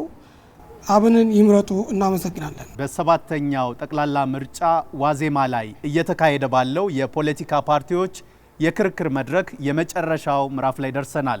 የኢትዮጵያ ብሮድካስቲንግ ኮርፖሬሽን በሬዲዮ፣ በቴሌቪዥን እንዲሁም በማህበራዊ የዶት ስትሪም ሚዲያ አማራጮች ወደ እናንተ እያቀረበ ይገኛል። አብራችሁን ቆዩ። ነጻነትና እኩልነት ፓርቲ 5 ደቂቃዎችን በመጠቀም የማጠቃለያ ሀሳባቸውን ያቀርባሉ። ውድ የሀገራችን ወጣቶች፣ ነጻነትና እኩልነት ፓርቲ የሀገራችን ወጣቶች በድርብርብ ማህበራዊ፣ ኢኮኖሚያዊና የስነ ልቦና ችግሮች ውስጥ እንደሚኖሩ ይረዳል። በሚሊዮን የሚቆጠሩ የሀገራችን ወጣቶች ለስራ አጥነት ብሎም ለከፍተኛ የስነ ልቦናና የአካል ጉዳት ተዳርገዋል። በተደራራቢ ማህበራዊና ኢኮኖሚያዊ ችግሮች ሳቢያ እልፍ የሀገራችን ወጣቶች ለስደት ተዳርገው በባዕድ ሀገር በአስከፊ ሁኔታ እንዲማቅቁ ተደርገዋል። ምክንያት አልባና ስልጣን ወዳድ ፖለቲከኞች በሚከተሉት ጦርነት አያሌ የሀገራችን ወጣቶች በአፍላ እድሜያቸው በማያበራ የእርስ በርስ ጦርነት ውስጥ እንዲማገዱ ተደርገዋል። በትምህርት ቤት መዋል የሚገባቸው ወጣቶች በጦር አውድማ እንዲውሉ ተደርጓል። በሀገራችን እየተካሄደ ባለው የእርስ በርስ ጦርነት በመቶ ሺዎች የሚቆጠሩ ወጣቶች ለሞት፣ ለአካል ጉዳት፣ ለስደት ተዳርገዋል። ይህ አሳዛኝ ሁነት ዛሬም እንደቀጠለ ነው። የወጣቶችን ጩኸት የሚሰማ አልተገኘም። ውድ የሀገራችን ወጣቶች፣ ነጻነትና እኩልነት ፓርቲ የሀገራችን ወጣቶች ካሉባቸው ዘርፈ ብዙ እና ውስብስብ ማህበራዊ፣ ኢኮኖሚያዊና የስነ ልቦና ችግሮች ተላቀው በአካል፣ በእውቀት፣ በስነ ምግባር የዳበሩ ወጣቶች እንዲፈጠሩ ይሰራል። ነጻነትና እኩልነት ፓርቲ የወጣቶች ልማትና የሀገር ልማት የማይነጣጠሉና የተቆራኙ ናቸው ብሎ ያምናል። እንደ ነጻነትና እኩልነት ፓርቲ ትውልድ ግንባታ ማለት ሀገር ግንባታ ማለት ነው። ትውልድን መገንባት ማለት የነገዋን ሀገር ዛሬ መገንባት ማለት ነው። ነጻነትና እኩልነት ፓርቲ ትምህርት የትውልድ ግንባታ ዋነኛው መሳሪያ ነው ብሎ በፓርቲ ፕሮግራም አስፍሯል። የፖሊሲ ማጠንጠኛው ትምህርት መር ብሔራዊ የልማት ስትራቴጂ የሆነው ነጻነትና እኩልነት ፓርቲ ለትውልድ ግንባታ ልዩ ትኩረት ይሰጣል። ነጻነትና እኩልነት ፓርቲ በሰባተኛው ጠቅላላ ምርጫ መንግስት የመሆን እድል ቢያገኝ ለሀገራችን ወጣቶች የተሻለ ሀገር ለመፍጠር በሀገራችን የዘለቀውን የእርስ በርስ ጦርነት በማስቆም የጦርነት ግንባር ቀደም ግፊት ገፈት ቀማሽ የሆኑት ወጣቶች ከሞት ከስደትና ከአካል ጉዳት ይታደጋል። ሁለተኛ ትምህርት የአንድ ሀገር የእድገት መነሻ ነው ብሎ የሚያምነው ፓርቲው ለትምህርትና ስልጠና መስክ ከፍተኛ ትኩረት ይሰጣል። ነጻነትና እኩልነት ፓርቲ ከዓመታዊ ሀገራዊ በጀት ውስጥ በዩኔስኮ ከተቀመጠው ዝቅተኛ የትምህርት በጀት 20% በላይ ለትምህርት መስክ ይመድባል። በዚህ ፖሊሲ በእጅጉ ተጠቃሚ የሚሆኑት የሀገራችን ወጣቶች ይሆናሉ። ናፓ የወጣቶች ስራ አጥነትን ለመቀነስ በየትኛውም የሙያ መስክ ለሰለጠኑ ወጣቶች ስራ መጀመሪያ የብድር አገልግሎት እንዲያገኙ ይደረጋል። ባንኮች ለወጣቶች ለሚሰጡት ብድር መንግስት ዋስትና ይሰጣል። አራተኛ ናፓ ስራ ፈጠራን ለማበረታታት በተለያየ መስክ ሀሳብ ያላቸው ወጣቶች እውቀታቸውን ወደ ስራ መለወጥ የሚችሉበት የስታርታፕ ማዕከላት እንዲስፋፉ ያደርጋል። የሀገርን ሀብት ታሳቢ ባደረገ መልኩ በሁሉም የሀገራችን አካባቢዎች በተለያዩ ዘርፎች በቂ የስታርታፕ ማዕከላት እንገነባለን። አምስተኛ ጠንካራና ሀገር ወዳድ ትውልድ ለመገንባት ወጣቶች በስነ ምግባር የታነጹ በስነ ጾታ ዲሲፕሊን በቂ ግንዛቤ ያላቸው ከጎዲ ባህሎችና ልማዶች እንዲርቁና አገራዊ ራዕይ እንዲኖራቸው የሚያስችሉ ፕሮግራሞች ተግባራዊ ይደረጋሉ። መንግስት እየተከተለው የሚገኘው የልማት ስትራቴጂ በቂ የስራ እድል የሚፈጥር አይደለም። የሀገሪቱ ጠቅላላ ምርት እየጨመረ እንደሆነ ቢገልጽም በሀገራችን የስራ አጥ ቁጥር በተለይ ስራ አጥ የወጣቶች ቁጥር እያሻቀበ ይገኛል። ናፓ የሚከተለው የልማት ስትራቴጂ በተለይም ወጣቶች የተሻለ ትምህርት ስልጠናና የስራ እድል እንዲያገኙ ያደርጋል። ባለፉት ጥቂት ዓመታት በተተገበረ የትምህርት ፖሊሲ በሚሊዮን የሚቆጠሩ ወጣቶች የሁለተኛ ደረጃ ትምህርት ማለፍ አልቻሉም። ናፓ ይህ የተማሪዎች የማለፍ ምጣኔ ምክንያት በሀገራችን ለረጅም ጊዜ ተግባራዊ የተደረገው የትምህርት ስርዓትና ፖሊሲ ውጤት እንደሆነ ያምናል። የለውጥና የእድገት መሰረት ትምህርት ነው ብሎ የሚያምነው ፓርቲያችን የፖሊሲ ማጠንጠኛው ከምንም በላይ ወጣቶች ተጠቃሚ የሚያደርግ ነው። በመሆኑም በቀጣይ 7ኛ ጠቅላላ ምርጫ ናፓን በመምረጥ በወጣቶች የተገነባች ሀገር በጋራ እንድንገነባ ጥሪያችንን እናቀርባለን። ምልክታችን ብዕር ነው። ብዕር የእውቀት፣ የጥበብ፣ የምርምር፣ የስልጣኔ መገለጫ ነው። ብዕርን መምረጥ ለወጣቶች ምቹ የሆነች ሀገርን መምረጥ ነው። ብዕርን ይዘው ካርዶን ይዘው ብዕርን ይምረጡ። ወደፊት ከነጻነትና እኩልነት ፓርቲ ጋር። አመሰግናለሁ። የአራተኛው ምዕራፍ የፖለቲካ ፓርቲዎች ክርክር የመጨረሻ ሀሳብ ማጠቃለያ የሚያቀርቡት የብልጽግና ፓርቲ ተወካዮች ናቸው። 5 ደቂቃ ጊዜ ያላችሁ፣ ማጠቃለያውን ማቅረብ ይቻላል። ውድ ኢትዮጵያውያን፣ ውድ የሀገሬ ወጣቶች በድጋሚ እንኳን ለ7ኛው ሀገራዊ ምርጫ በሰላም አደረሳችሁ አደረሰን።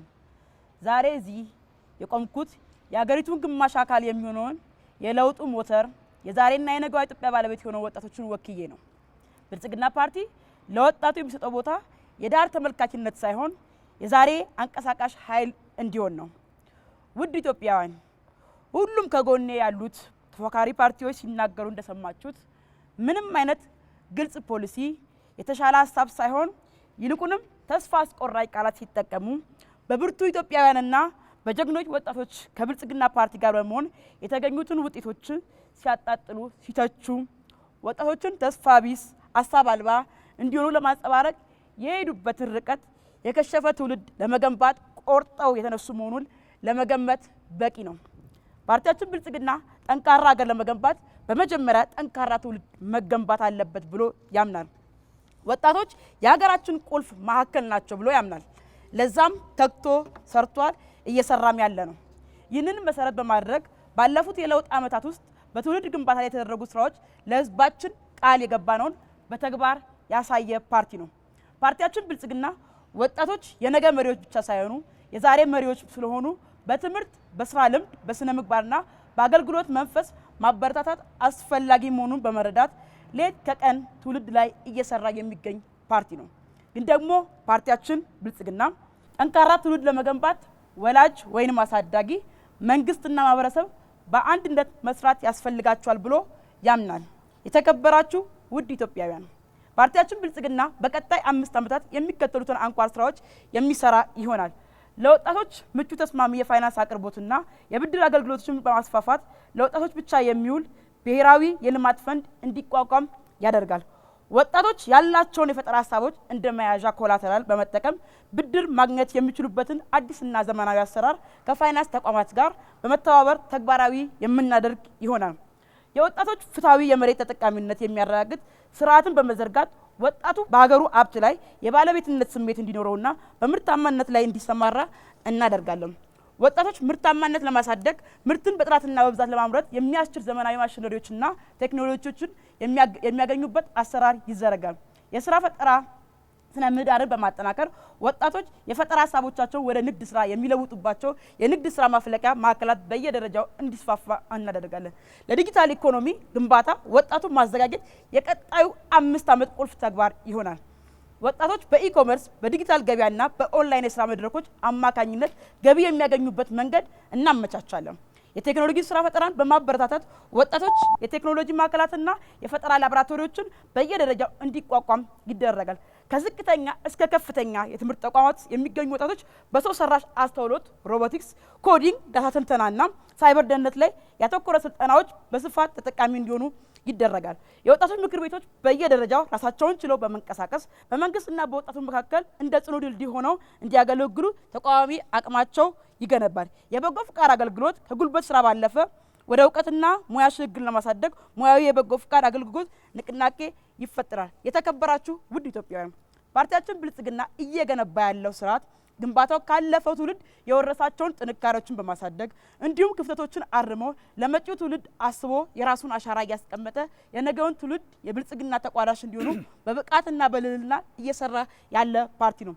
ውድ ኢትዮጵያውያን፣ የብልጽግና ፓርቲ ምርጫ ምልክት የስንዴ ነዶ ነው። የስንዴ ነዶ የትብብር፣ የመደመር፣ የሉዓላዊነት እናም አገራችን ኢትዮጵያ ወደ ተምሳሌት ሀገር እንደሚወስድ ማሳያ ነው። የስንዴ ነዶ መምረጥ የኢትዮጵያ ክብር ከፍ ሲል፣ የኢትዮጵያ የባህር በር ሲከፈት፣ የኢትዮጵያዊ ሁለንተናዊ ብልጽግና ሲረጋገጥ፣ እንዲሁም በእውቀት በክህሎት በአካል ዳብሮ ዓለም ላይ ተወዳዳሪ የሆነ ትውልድ የማየት እድልን መምረጥ ነው። ብልጽግናን ፓርቲ ይምረጡ። አመሰግናለሁ። 7ኛው ጠቅላላ ምርጫ የፖለቲካ ፓርቲዎች የክርክር መድረክ የትውልድ ግንባታና የወጣቶች ጉዳይ በአብርሆት ቤተ መጻሕፍት ተካሄደ። በተከታተላችሁት መልክ ተጠናቀቀ። እነሆ በዚህ ክርክር መድረክ ላይ አብረውን የነበሩት ትብብር ለኢትዮጵያን በመወከል መምህር አብርሃም ሃይማኖትና ወይዘሮ ሊባኖስ ደምስ አብረውን ቆይተዋል። የአማራ ብሔራዊ ንቅናቄ አብንን በመወከል አቶ መልካሙ ጸጋይና አቶ ሀሳቡ ተስፋ አብረውን ነበሩ። ነጻነትና እኩልነት ፓርቲ ነእፓን ወክለው ወይዘሪት አሂባ ሰፋና አቶ ከማል ሰይድ አብረውን ቆይተዋል። ብልጽግና ፓርቲን በመወከል ዶክተር ለሊሴ ነሜና ወይዘሪት አባንግ ኩመዳን ነበሩ። ስላደረጋችሁት ክርክር እናመሰግናቸዋለን። የሀሳብ ሚዛንን የመዳኘቱ ጉዳይ ለህዝቡ፣ ለተመልካቹ፣ ለአድማጩ ትተናል። ክቡራትና ክቡራን፣ እናንተም አብራችሁን ስለነበራችሁ እናመሰግናለን። በሌሎች ርዕሰ ጉዳዮች ላይ የሚካሄዱ የፖለቲካ ፓርቲዎች ክርክሮች በቀጣይ ቀናት የሚቀጥሉ ይሆናል። የኢትዮጵያ ብሮድካስቲንግ ኮርፖሬሽን የመምረጥ መብታችሁን ተጠቅማችሁ ምክንያታዊ ድምፅ ስጡ ይላቸዋል። ሀብታሙ ደምስ ከመላው የስራ ባልደረቦች ጋር አብሬያችሁ ቆይቻለሁ። እናመሰግናለን።